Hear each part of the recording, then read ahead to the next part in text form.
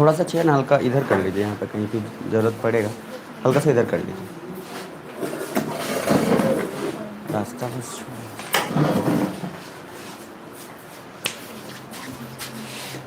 चलिए हो गया, नोट्स खोल लिए, पेज नंबर उसमें एक बार ओपन कर लीजिएगा। प्लेट टेक्टोनिक्स होगा 61 नहीं, आई थिंक पेज नंबर क्या है, हाँ पेज नंबर 61 ओपन कर लिए। सब ठीक हो? मतलब छुट्टी तो पूरा बीता है, बकरा वकरा चबा के आए हैं सब, तो थोड़ा ध्यान रखिएगा। हाँ मतलब तो सावन टूट गया तो उसके बाद बकरा भी हलाल हो गया। पूरा भीड़ देखा था सुबह में एकदम, ठीक है भाई साहब, पागलों की तरह लोग लगे पड़े थे लाइन में। खैर कोई नहीं, इधर सुन लो, कुछ लोग सोचेंगे क्या कल बंद है 15 को, आराम से 16 को फ्रेश होकर चलेंगे एक और बकरा खा के। तो थोड़ा ध्यान में रखिएगा कि 14 15 कल भी क्लास होगी, और उसके बाद वीक में, इस वीक में मोस्ट प्रोबेबली ज्योग्राफी निपट जाएगा। तो जो छोड़ेगा वो जाएगा, उसके बाद दोबारा कोई ऑप्शन नहीं बचेगा। तो चलिए एक बार 61 पे देखिए क्या दिख रहा है, प्लेट टेक्टोनिक्स दिख रहा है। मैं एक बार रिपीट कर लेता हूँ ताकि आपके एक बार रिदम बन जाए। बस 1 मिनट मुझे दीजिए और फिर उसके बाद प्लेट टेक्टोनिक्स शुरू करेंगे। और जितना पढ़े हैं पीछे का मैप वगैरह वो सब कुछ इसमें आ रहा है, तो थोड़ा ध्यान रखिएगा।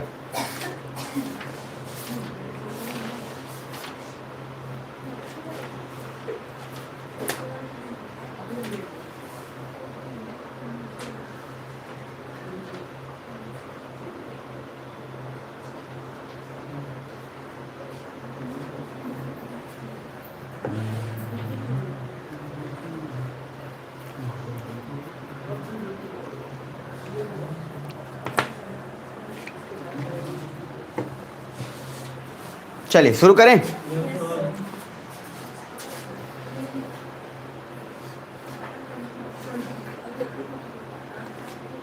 चलो भैया तो शुभारंभ करते हैं, सुन लो ध्यान से सब लोग। जो लोग क्लास नहीं किए हो ज्योग्राफी का भी, तो परेशान मत होइएगा, मज़ा आएगा। बाकी पीछे का जिनका छूटा है वो कवर करा देंगे। तो सब लोग तो लैटिट्यूड लॉन्गिट्यूड वाला तो देख लिए थे, मतलब ऑलमोस्ट सब वहाँ तक जहाँ तक हुआ था पढ़ा भी दिया था, वहाँ पे आप लोग किए भी थे क्लास। अब इसके आगे का क्लास चल रहा है, उसमें थोड़ा ध्यान दीजिएगा। तो पहले इसमें है प्लेट टेक्टोनिक्स, नहीं आपकी बार क्या लिख रहे हैं वहाँ पे, जरा बताओ क्या लिखा हुआ है।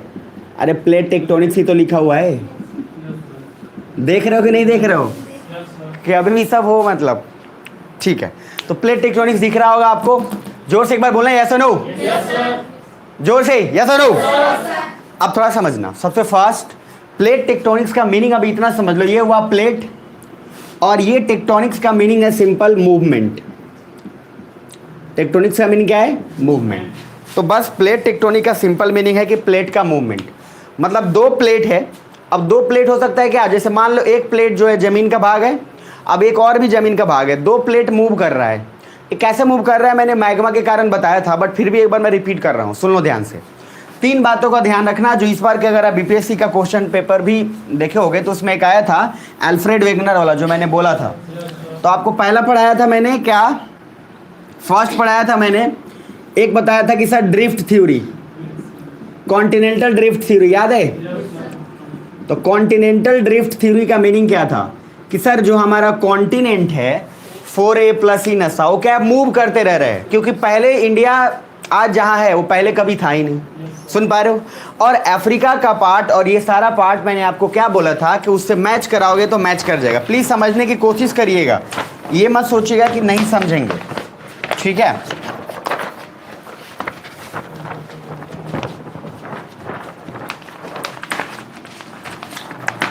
चलो भाई मान जाओ, देखिएगा, मान लीजिए ये अफ्रीका का पार्ट है, और क्या बोला था, अल्फ्रेड वेगनर नाम बोला था। अल्फ्रेड वेगनर के बाद एक और नाम था, क्या? आर्थर होम्स, और आर्थर होम्स के बाद था हैरी हेस। तो अल्फ्रेड वेगनर का क्या कहना था कि सर जो कॉन्टिनेंट है वो क्या है, साउथ अमेरिका को इसमें फिट करोगे तो फिट हो जाएगा। तो उनका कहना था कि यहाँ पे देखा कि जो जानवर यहाँ पे है वही सेम कैटेगरी का जानवर यहाँ मिल रहा है। तो उसको लगा कि यार पहले ऐसा तो नहीं हो कि ये पूरा अटलांटिक ओशन पार करके यहाँ पे आ गया होगा। तो उसको समझ में आया कि पहले कोई भी जो था कंटिनेंट या जो भी, वो एक जगह नहीं था, मतलब कि पहले जैसा आज है वैसा ही सब पहले नहीं था। तो उसने सर प्रूफ करने के लिए अलग अलग एविडेंस निकाला, और मैंने आपको 5 एविडेंस बताया था कि क्या मेसोसोरस, पहली बात कि जब उसने जिग्सॉ फिट किया, मतलब एक कॉन्टिनेंट को दूसरे में फिट करके देखा तो क्या हो गया, फिट हो गया। तो पहली बात अगर फिट हो गया तो यहाँ से पता चल गया कि ये इसी का हिस्सा था, फिर इसको फिट इसमें कर रहा था तो बिल्कुल फिट हो जा रहा था। तो लोग बोला कि मे भी हो सकता है कि एक कोइंसिडेंस हो सकता है कि मतलब कभी कभी होता नहीं है गलती से मिस्टेक, कि वो लोग बिलीव नहीं करे, लोग को प्रूफ चाहिए। तो इसने क्या बोला कि सर जितने सारे एनिमल्स रेप्टाइल मेसोसोरस हैं, mesosaurus is a type of reptile, बस इतना समझिएगा। तो देखा इसने कि जो अफ्रीका में है वैसा ही सेम कहाँ पे है, यहाँ पे। तो उसका समझ में आ गया कि सर इसके बाद जो कॉन्टिनेंट ड्रिफ्ट थ्योरी है, इसका मीनिंग क्या था, कॉन्टिनेंट ड्रिफ्ट मतलब वहाँ मूवमेंट और थ्योरी। उसने ये भी बोला कि कॉन्टिनेंट हमेशा मूव करते रहता है लेकिन स्लो है, मूवमेंट बहुत फास्ट नहीं है। सुन पा रहे हो? अब यहां से जो पढ़ने वाले हैं उसमें मैंने 2 चीज बताया था कि एक नाम है, इसको जो दिया वो है अल्फ्रेड वेगनर। कौन है? अब अल्फ्रेड वेगनर के बाद बोला कि चलो मूवमेंट तो मान लिए ठीक है हो रहा है, लेकिन क्यों हो रहा है, तो उसका कारण देने वाले कोई और नहीं थे, आर्थर होम्स। तो आर्थर होम्स ने बोला कि सर नीचे मैग्मा का मूवमेंट हो रहा है। किस चीज का मूवमेंट? मैग्मा का। तो मैंने बोला मान लीजिए ये एक प्लेट ये है और दूसरा प्लेट ये बी है, तो मैग्मा का मूवमेंट हो रहा है, अगर उस मैग्मा के मूवमेंट के कारण प्लेट में मूवमेंट हो रहा है, बस इतना दिमाग रखना, किसके मूवमेंट के कारण? मैग्मा के कारण। ये दिया कौन? Arthur Holmes. अब तीसरा बचे हैरी हेस।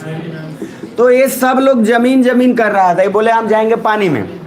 तो इनका कहना सिंपल था कि भाई तुम लोग अगर बोल रहे हो कि 2 प्लेट है, इस प्लेट के मूवमेंट, मैग्मा के मूवमेंट के कारण बीच में मान लो क्रैक डेवलप हुआ और यहां से बाहर निकल गया लावा, तो अगर क्रैक डेवलप हुआ है तो समुद्र में भी इसका कुछ ना कुछ एविडेंस तो होना चाहिए। जब समुद्र में पहुंचा और समुद्र में देखा तो 2 चीजें देखा कि सर वहां पे वाकई में वैसा था और स्प्रेडेड था पार्ट, जैसे आप समझ लो ना कि दरार नहीं हो जाता है, तो साइड से क्या हुआ, मतलब अगर ज्वालामुखी होगा तो साइड से क्या हुआ, जमता चला गया, बीच में पूरा एकदम दरार होता चला गया। अरे है ना, इसी को बोलते हैं सी फ्लोर स्प्रेडिंग। अरे सी फ्लोर स्प्रेडिंग शब्द पे ध्यान दो। सी मतलब क्या? फ्लोर, उसका जो स्पेस, उसका जो है सतह, और क्या स्प्रेड मतलब फैलना। तो आज ये जो देखो, ये जो आपको बार बार बता रहे हैं और पहले भी बताए, इसमें मान लो आज अफ्रीका पे ध्यान देना, अगर मैप नहीं पढ़े रहते ना फिजिकल ज्योग्राफी गोल हो जाता। सुन पा रहे हो? ये अफ्रीका का पार्ट है, अब ये इससे मिला हुआ था, अब ये जब इससे मिला हुआ था इसमें हल्का सा क्रैक डेवलप हुआ। अरे सुन रहे हो? अब हल्का क्रैक डेवलप होते होते जब 2 जमीन के बीच में पानी आया तो धीरे धीरे पानी क्या करेगा, उन दोनों को क्या हटाते जाएगा। अब ये क्रैक जो डेवलप हुआ था, ये क्रैक धीरे धीरे फैलता फैलता ये पूरा अटलांटिक बन गया, साउथ अमेरिका यहाँ आ गया। सेम चीज अब और रिपीट हो रहा है इधर साइड। मैंने बोला था कि अफ्रीका के ये तंजानिया वाला हिस्सा जो है, तंजानिया, केनिया, सोमालिया वाला, ये सारा हिस्सा ऐसे टूट के गिर रहा है। अब क्या होगा, ये टूटेगा तो इधर स्प्रेड होता चला जाएगा। तो आपको नहीं लगता है कि पानी आजकल इतना ही था लेकिन अब पानी पूरा हो गया? जैसे अटलांटिक ओशन से पहले ये जब यहाँ था, अच्छा क्या सभी को समझ में आ रहा है? तो अटलांटिक ओशन से पहले पानी तो इतना ही दूर था गैप में, लेकिन धीरे धीरे क्या हो गया, स्प्रेड होता चला गया, अब ये पानी इतना हो गया। सुन पा रहे हो? तो क्या हुआ, सी फ्लोर स्प्रेडिंग, मतलब पहले तो छोटा सा समुद्री था, उसका फ्लोर क्या हुआ, स्प्रेड कर गया और फैल के, सर इसी को बोल रहे हैं क्या, सी फ्लोर स्प्रेडिंग। और ये क्यों हुआ? Due to the movement of continent. अब सर ये सारा का सारा 3 नाम दिमाग में पूरा का पूरा फिजिकल ज्योग्राफी में चलेगा। पहला नाम अल्फ्रेड वेगनर, रिपीट करते जाना आप, अल्फ्रेड वेगनर, जिसमें बोला क्या गया कि कॉन्टिनेंट सर मूव करता रहेगा। आर्थर होम्स ने बताया कि क्यों मूव करेगा, मैग्मा के कारण। सुन पा रहे हो? और उसके बाद है हैरी हेस, ये समुद्र में चल गए टॉर्च लेके और वहां देखे तो देखे कि वाकई में वहां पे सर बना हुआ है। ठीक है, अब जो बना हुआ है इस तरीके का, तो क्या होगा, जब भी वोल्केनो आएगा या ज्वालामुखी आएगा तो क्या होगा, दरार क्रिएट तो हो ही जाएगा और साइड से जो उसके साथ हो जमा होते चला जाएगा, बीच में पूरा दरार क्रिएट हो गया। तो जो ऊपर वाला उभरा हुआ हिस्सा है, जो उठा हुआ हिस्सा है, उसको बोलते हैं रीज। क्या बोलेंगे उसको? मतलब जैसे क्रैक डेवलप हुआ ना तो साइड में तो उठ जाएगा ना, अरे मतलब वो तो जमा होगा तो उठता ही जाएगा, तो उसका जो ऊपर वाला हिस्सा है उसको रीज बोलेंगे। हालांकि अभी आगे भी आएगा बट अभी के लिए दिमाग में रखना, नोट्स में है, परेशान मत होना। तो रीज बोलेंगे। बट अभी सी फ्लोर स्प्रेडिंग आपने देखा तो मुझे 2 बात समझाना। पहले ये अगर समझा दिए तो काम अपना हो गया प्लेट टेक्टोनिक्स का। अभी मैं इस पे नहीं आया हूँ, अभी इस पे आऊँगा। तो मान लो एक है ए और दूसरा है बी, ये दोनों प्लेट है। प्लेट का मीनिंग ऐसे समझो, जमीन का हिस्सा चाहे पानी का हिस्सा, बस प्लेट कुछ भी हो सकता है, जमीन या फिर क्या, पानी। तो सुनो, मान लो ए है और ये बी है, अब सोच के मुझे बताओ, अगर ए इधर के तरफ जा रहा है, बी इधर के तरफ जा रहा है, दोनों एक दूसरे के तरफ जा रहे हैं, अरे है ना? तो इस केस में आपको लगता है क्या कि ये जो जगह है ये फैलेगा? फैलेगा क्या? नहीं, ये तो कम होगा ना, है ना? तो मैं रिपीट कर रहा हूं, सुनना ध्यान से। ए और बी पास में जा रहे हैं। अब एक दूसरा सिचुएशन, ए यहां पे है और बी यहां पे है। अब ये इधर जा रहा है और ये इधर जा रहा है, तो क्या होगा? ये जो बीच का गैप है बढ़ता जाएगा, है ना? तो सर समुद्र से ओशन बनने तक का सफर ऐसे ही शुरू हुआ होगा। मतलब जब दोनों दूर जा रहे होंगे तो महसूस करो, बस रटना मत। इधर अफ्रीका रहा, क्या सभी सुन पा रहे हो? ये रहा साउथ अमेरिका। तो दोनों के बीच में, दोनों अगर दूर एक दूसरे से जा रहे हैं तभी तो बीच में अटलांटिक बना होगा। आगे पास आने से अटलांटिक बना है, दूर जाने से? तो सर सुनना ध्यान से, जब दूर जा रहे होते हैं तो उसको बोलते हैं डाइवर्जेंस। क्या बोलेंगे? दूर जा रहे हैं तो क्या? तो दूर दूर दूर, डी से दूर है ना, तो दूर जाएंगे तो क्या? डाइवर्जेंस। और सर पास आएंगे, कम, तो कम फास्ट या कम पास, तो सर उसको बोलेंगे कन्वर्जेंस। क्या बोलेंगे? तो कन्वर्जेंस में पास आना, डाइवर्जेंस में दूर जाना। तो एक बात बताओ, ये जो सी फ्लोर अगर फैलेगा, मतलब कि समुद्र पहले था अब ओशन में कन्वर्ट हो रहा है, तो कन्वर्जेंस के कारण हो रहा होगा कि डाइवर्जेंस के कारण? किसको तो लगता है डाइवर्जेंस के कारण? सभी को पक्का ना? अगर कोई को कन्वर्जेंस होगा तो मेरे को बोल देना एक बार, ठीक है? तो कन्वर्जेंस और डाइवर्जेंस दिमाग में रखना कि सर दो बातों का मैंने बोला, कन्वर्जेंस कम तो पास में आइए, डाइवर्जेंस क्या है? दूर जाना। यहां तक ठीक है? सुन पा रहे हो? चलो अब सर प्लेट टेक्टोनिक्स अब शुरुआत करेंगे, अब आपको मजा आएगा। और यहाँ पे इसके पहले एक और टर्म है पैलियोमैग्नेटिज्म। उस पैलियोमैग्नेटिज्म को मैं समझा दूंगा, वो इजी है, बस उसके बाद आगे बढ़ेंगे। मतलब पेज नंबर आना 69 59 पे 58 पे क्विक आ जाओ। एक टर्म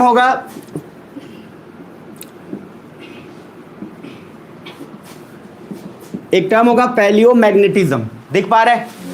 देखो इसका मीनिंग सिंपल क्या है, समझ लेना। जैसे लोहा, समझ लो बस, उधर आपको डायग्राम में समझ में आ जाएगा। बस सुनना मेरी बातों को, आराम से मजा आएगा आपको जान के।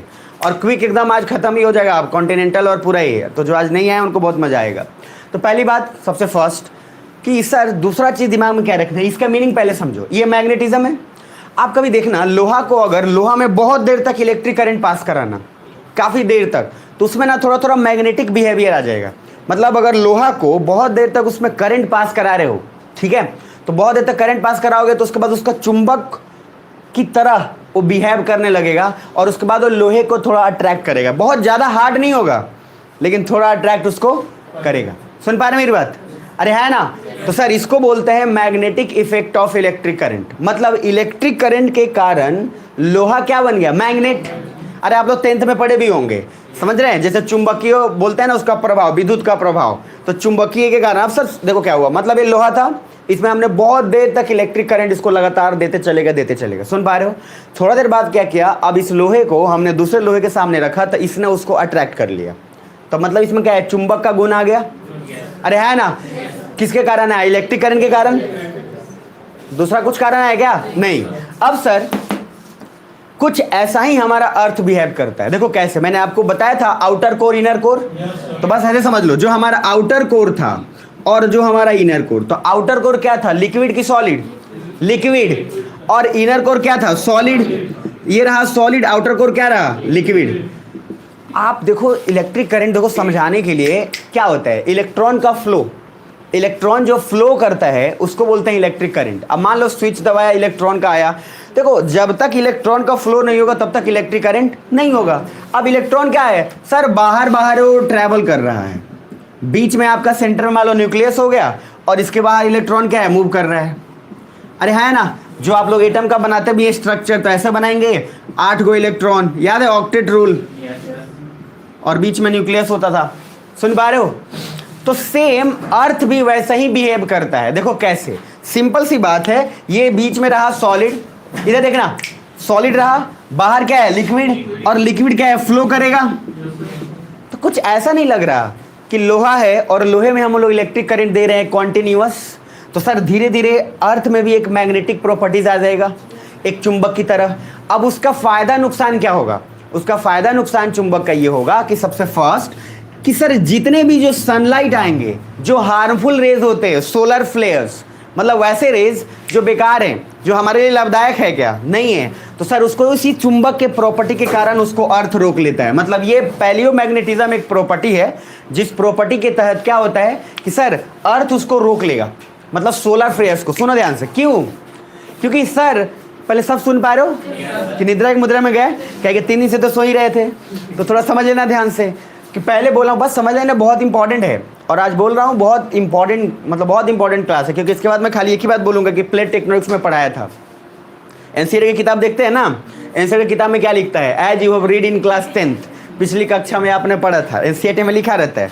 तो वही काम मैं आगे बोलूँगा, अभी पढ़ा दूंगा, उसके बाद बोलूँगा कि हाँ प्लेट टेक्टोनिक्स में पढ़ाया था, तो वापस जाके देखिएगा, इसीलिए यहाँ समझ लो, अभी ही मजा आ जाएगा। तो पहला मैंने बोला एक सॉलिड है, लिक्विड है, तो इसमें कुछ प्रॉपर्टी वैसा ही डेवलप हो जाएगा जैसे कि इलेक्ट्रिक करंट देने के कारण मैग्नेट में आ जाता है। सुन पा रहे हो, मतलब एक लोहे में, आयरन में।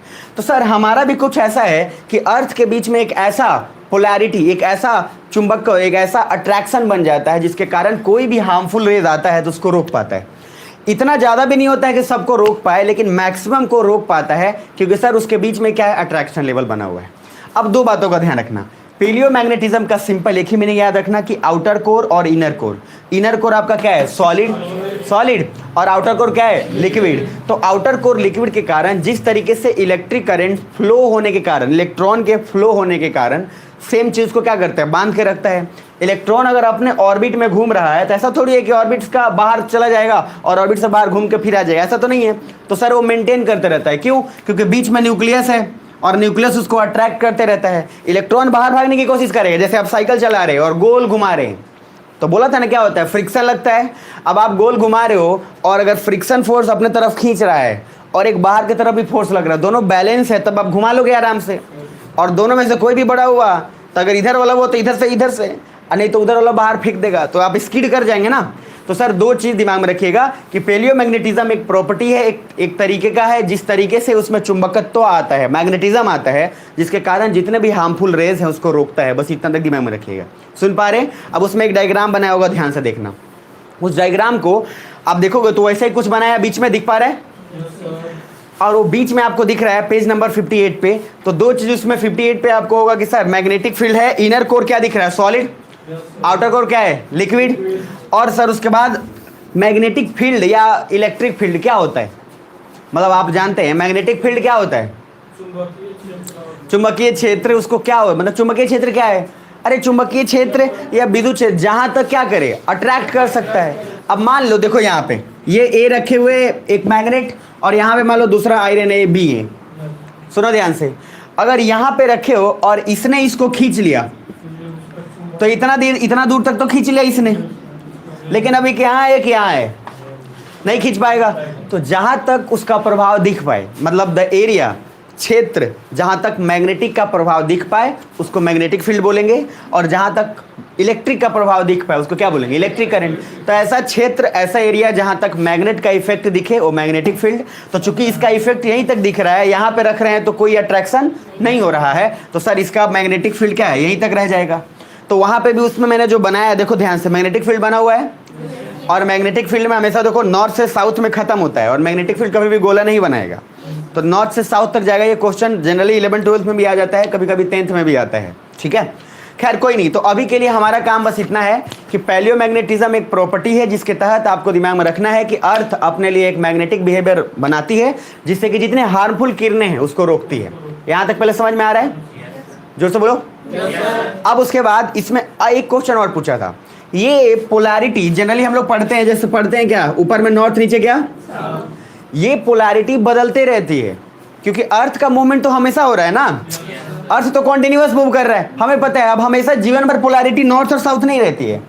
बस अभी आपको एक चीज में दिमाग में रखना है कि पोलैरिटी को मेजर करने के लिए, मतलब कि नॉर्थ ऊपर है कि साउथ नीचे है, एक डिवाइस आता है जिसको बोलते हैं मैग्नेटोमीटर। क्या बोलते हैं, मैग्नेटोमीटर। अब अभी प्रेजेंट में, ध्यान से समझना मेरी बात को, प्रेजेंट में हमारा अर्थ का जो पोलैरिटी है, मतलब जो उसका जो आप पोलैरिटी को क्या, ध्रुवतीय है, जो ध्रुव है, उसमें ऊपर साउथ है और नीचे क्या है, अभी के लिए दिमाग में रखिएगा, बस आप इतना जानिएगा कि आज के कॉन्टेक्स्ट में हमारा अर्थ का पोलैरिटी ऊपर में क्या है, साउथ, नीचे क्या है, नॉर्थ, और ये मूवमेंट हमेशा कंटिन्यूअस चल रहा है। तो कभी एक ऐसा भी समय था जब ऊपर में क्या था, नॉर्थ, और नीचे क्या था। अब इसको मेजर कैसे करते हैं, तो हमें पीएचडी नहीं करना है, लेकिन मैंने क्या बोला, मेजर करने के लिए डिवाइस होता है, उसका नाम क्या है, मैग्नेटोमीटर। अब करते क्या है, जैसे मान लो वोल्केनो आया तो क्या होगा, ज्वालामुखी आएगा तो अंदर से बहुत सारे पत्थर आएंगे ना, बहुत सारी चीजें आती हैं। उस पत्थर को हम लोग रखते हैं अर्थ के अकॉर्डिंग जब मैग्नेटोमीटर मेजर करने के लिए। तो मान लो, देखो ध्यान से, अगर उस पत्थर में यानी कि उस लोहे में अगर उसका भी पोलैरिटी ऊपर नॉर्थ और नीचे साउथ होगा, और अगर हम अर्थ के कॉन्टेक्स्ट में रखें तो कभी भी एक समान का जो पोल है वो तो अट्रैक्ट नहीं करेगा। अरे है ना। तो हमें ये पता चल गया क्या कि अभी जो कॉन्टेक्स्ट में नया नया आ रहा है, इसका मतलब उसका भी पोलैरिटी ऊपर में क्या है, नॉर्थ, नीचे क्या है। लेकिन सर अगर कुछ ऐसा लाते और अब ये वाला ऊपर का पार्ट और नीचे का पार्ट इसको अट्रैक्ट कर लेता, तो हमेशा हमें तो समझ में आ जाता ना कि पहले जो था वो तो नॉर्थ था, लेकिन अभी जो लोहा आया है चूंकि ये अट्रैक्ट किया है इसको, तो इसका ओबियस बात है क्या होगा, साउथ। भाई क्योंकि एक ही नॉर्थ साउथ अट्रैक्ट करेगा कि रिपेल करेगा, अट्रैक्ट करेगा। अरे प्लस माइनस क्या करेगा, अपने एक दूसरे को अट्रैक्ट करेगा, माइनस माइनस क्या करेगा, रिपेल करेगा। तो सर नॉर्थ और नॉर्थ को सामने रखोगे तो रिपेल करेगा, दूर भागेगा। जैसे चुंबक को लाया, चुंबक दूर भाग गया, इसका मतलब क्या हुआ, दोनों का नॉर्थ पोल एक साथ हला दिए या दोनों का साउथ पोल एक साथ ला दिए। अट्रैक्शन कब होगा, जब या तो एक नॉर्थ हो दूसरा क्या हो, साउथ, एक प्लस हो दूसरा क्या हो, माइनस। पढ़े हो ना। अब इसी तरीके से हम आइडेंटिफाई कर लेते हैं कि अर्थ का अगर पहले का सर नॉर्थ और साउथ रहता, तो अभी जो आया है निकल के अगर अट्रैक्ट कर लिया, तो हमें ये बात समझ में भी आ गया कि सर ये नॉर्थ है, इसका क्या है, साउथ है। ये सारा कुछ मैग्नेटोमीटर से करते हैं, और भी डिवाइसेस होते हैं। हमें अभी के लिए दिमाग में रखना है कि अर्थ का अभी का पोलैरिटी ऊपर में क्या है, साउथ, नीचे क्या है, नॉर्थ। अभी बस इतना दिमाग में रखिएगा, बाकी अब आगे बढ़ेंगे।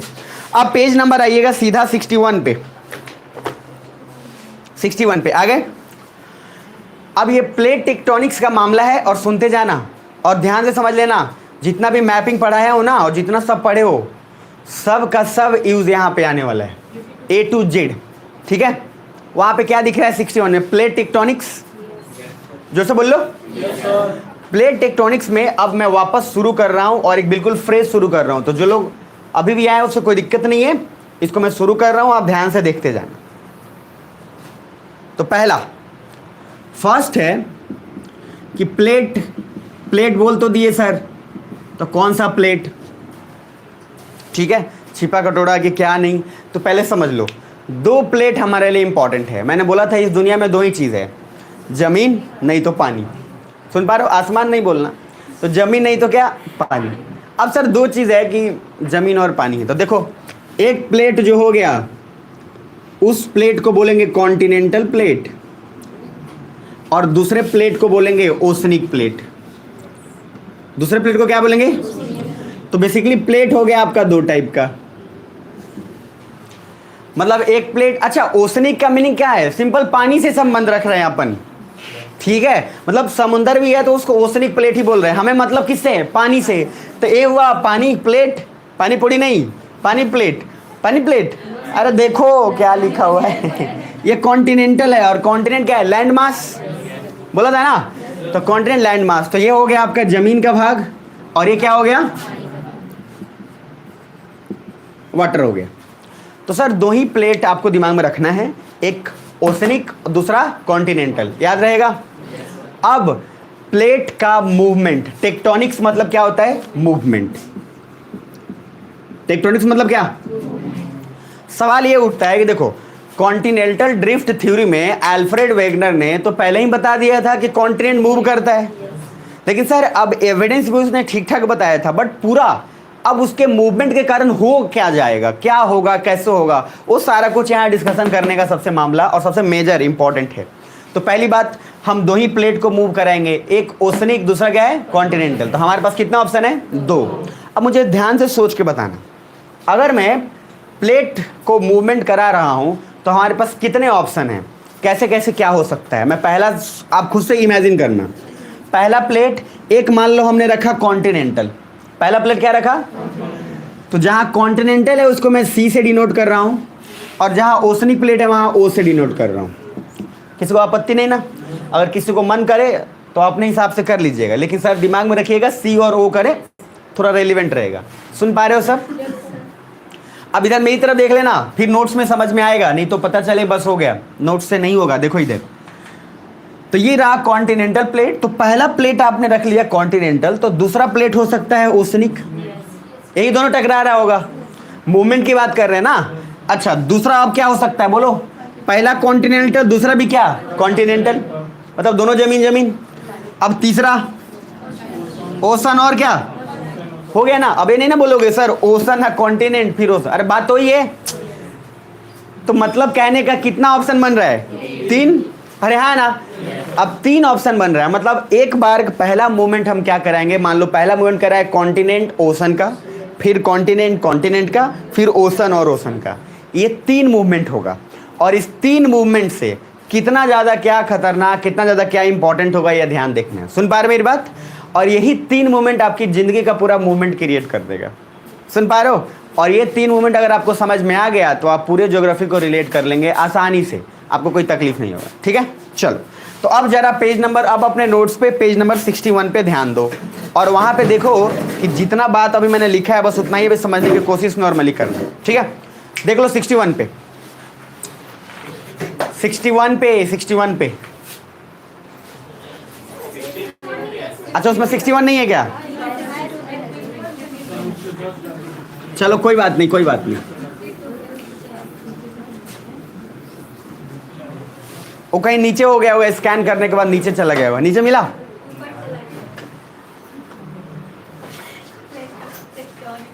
कोई बात नहीं, अगर नहीं भी मिल रहा है ना कोई बात नहीं, खाली 61 का ही भेज दूंगा, परेशान मत हो। उसमें होगा कहीं ना कहीं ऊपर नीचे हो गया होगा, बाकी अगर है तो परेशान मत हो। इधर देख लो मेरी तरफ, नहीं है तो कोई दिक्कत नहीं है। जिसके में है वापस उसको खाली 61 का खाली स्क्रीनशॉट मार के और भेज दो उसमें बस। 52 के नीचे जाके देखो तो 52 के नीचे किसको मिल रहा है?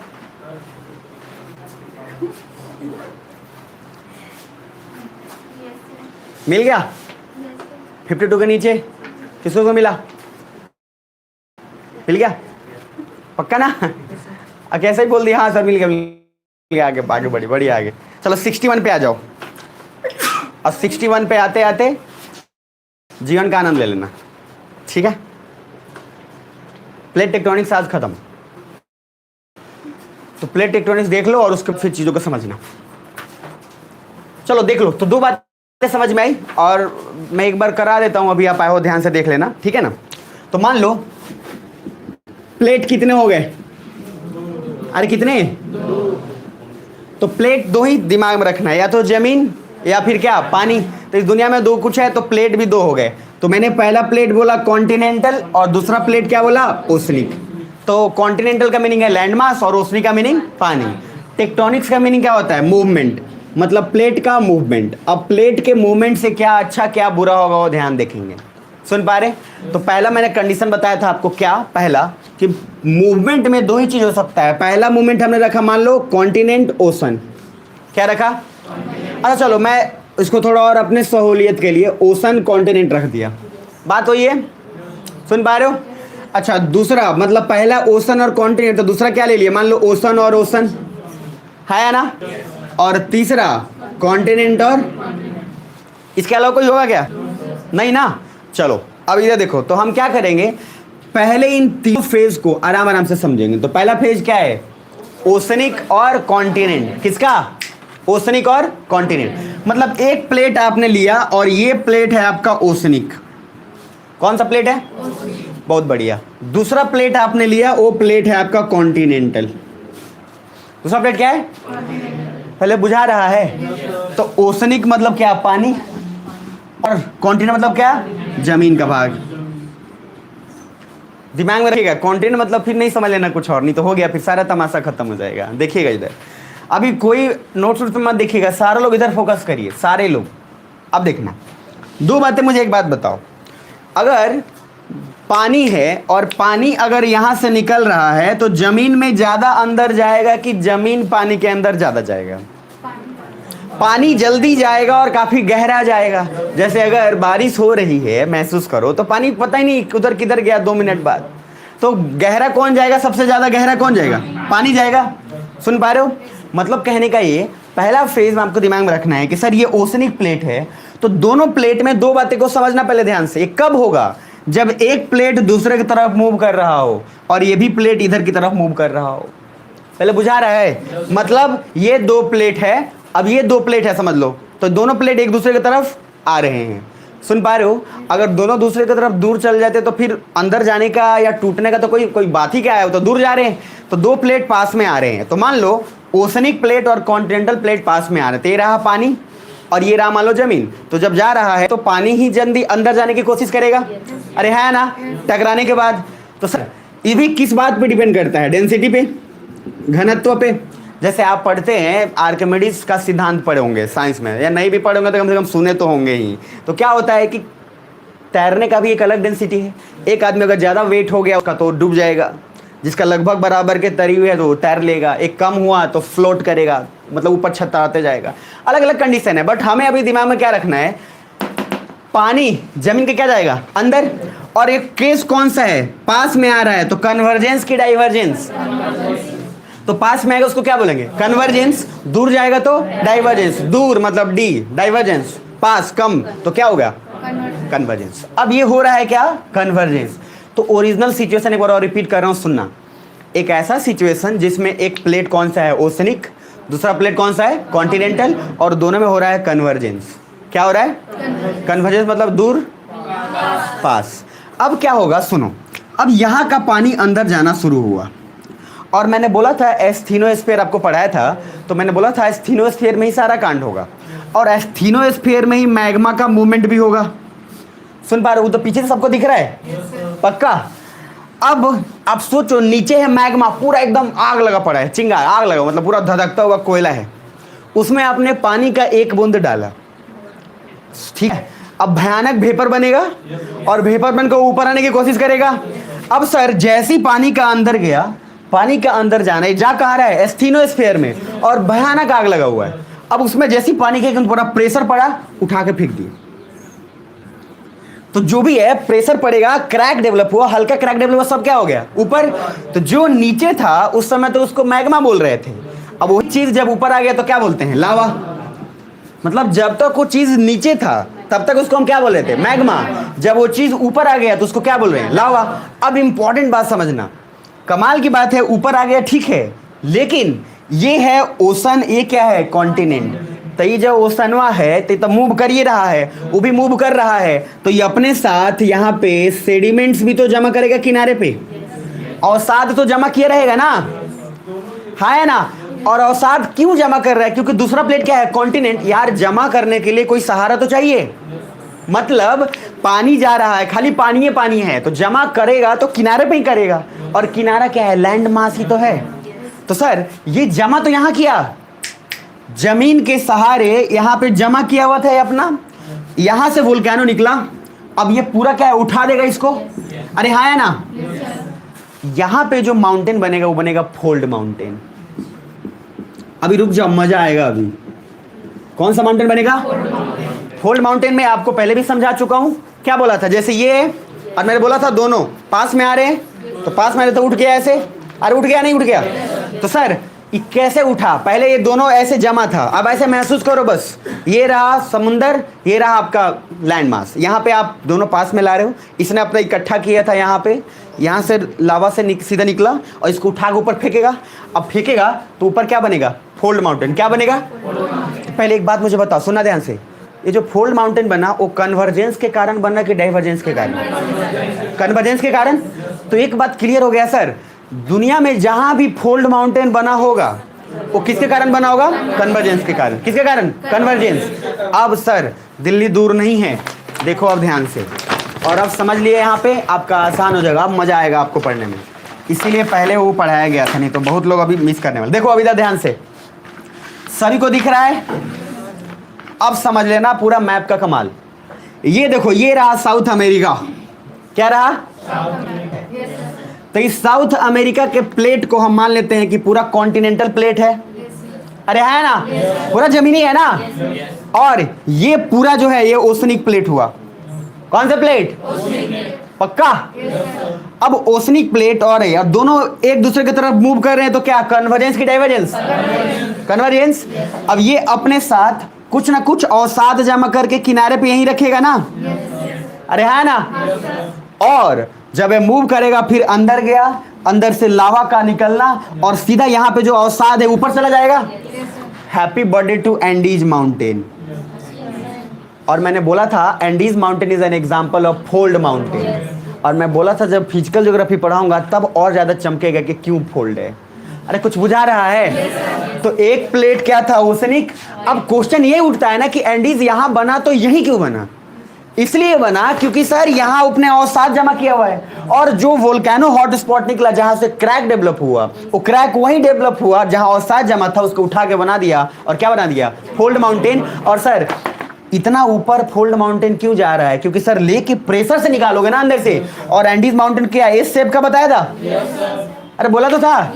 पूरा एस शेप का है, 7 कंट्री से पास कर रहा है। याद है कि भूल गए? तो सर आप पूरा मैप को ना 2 प्लेट के हिसाब से समझो, अब समझ में आएगा कि आखिर यहीं पे क्यों बना है और यही फोल्ड माउंटेन अलग कहीं नहीं बना है। देखो अब समझो। अब 2 बातों का ध्यान रखना। इधर ये प्लेट कौन सा? ओसनिक। ये कौन सा? कॉन्टिनेंटल। अब जहां जहां फोल्ड माउंटेन है, जहां जहां माउंटेन है, अब अपने आप से बस दिमाग लगाते चल जाओ। यहाँ पे एंडीज पढ़ाया था, एंडीज दिमाग में रखना।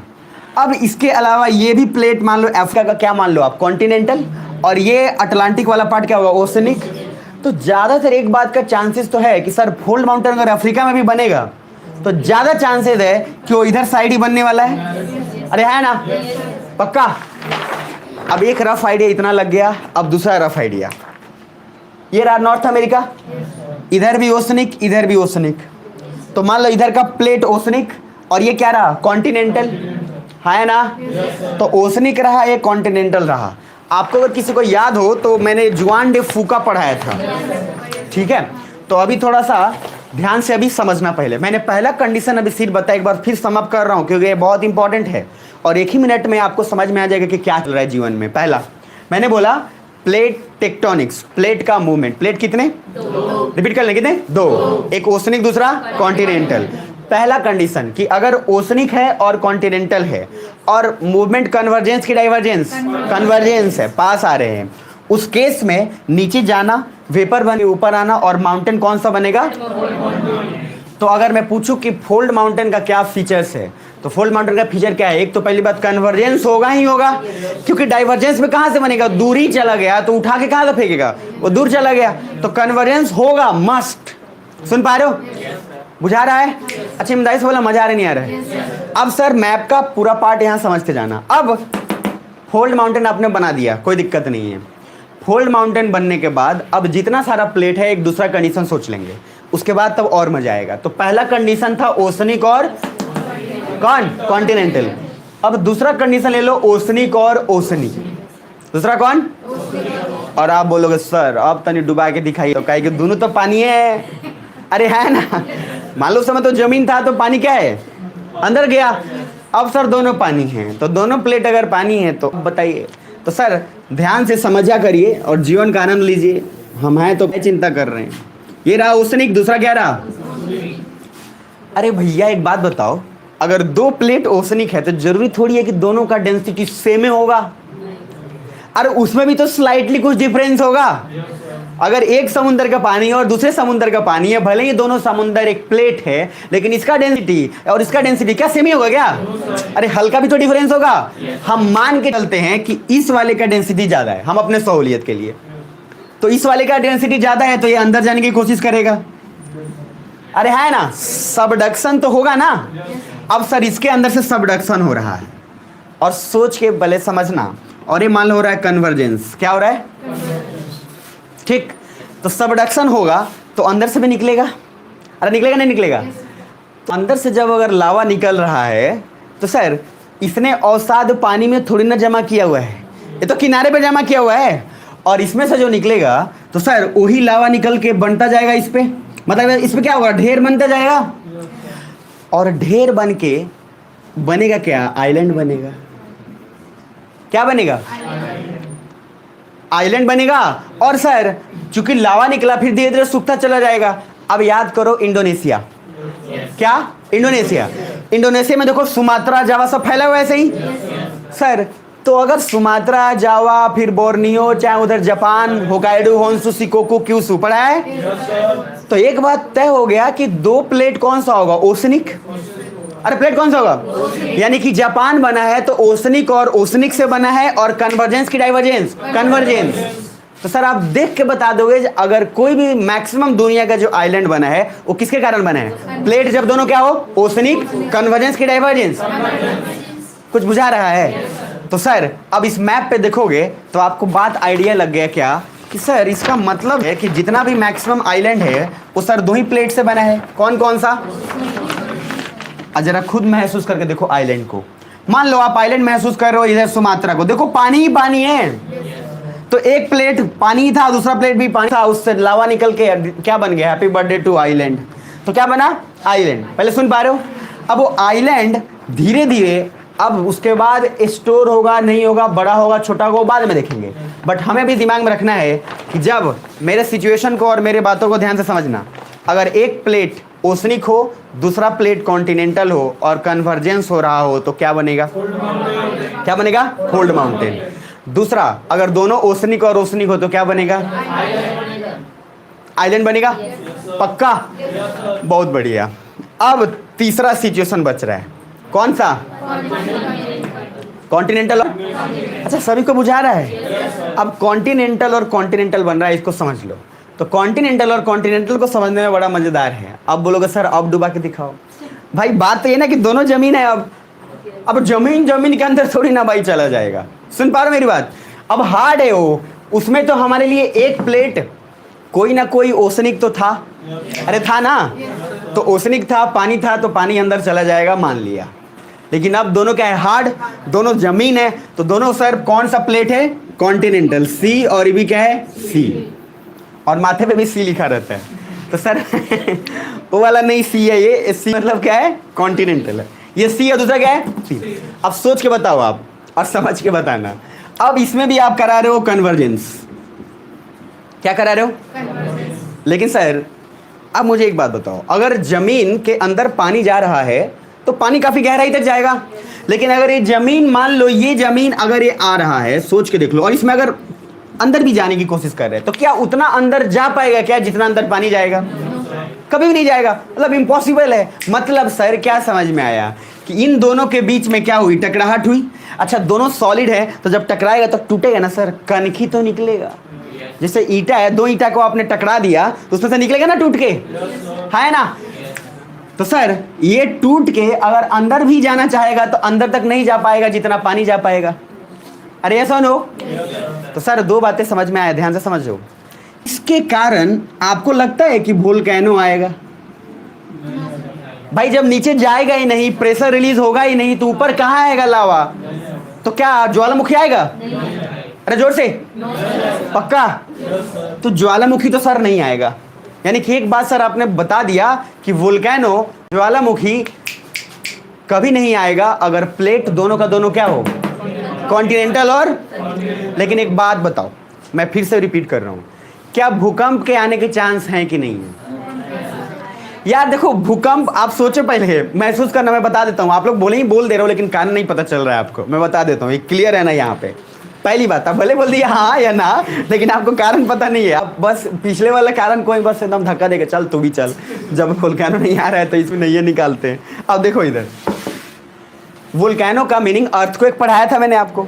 और अर्थक्वेक मैंने क्या बोला था, वाइब्रेशन के कारण, अर्थ में वाइब्रेशन के कारण क्या होता है, वोल्केनो।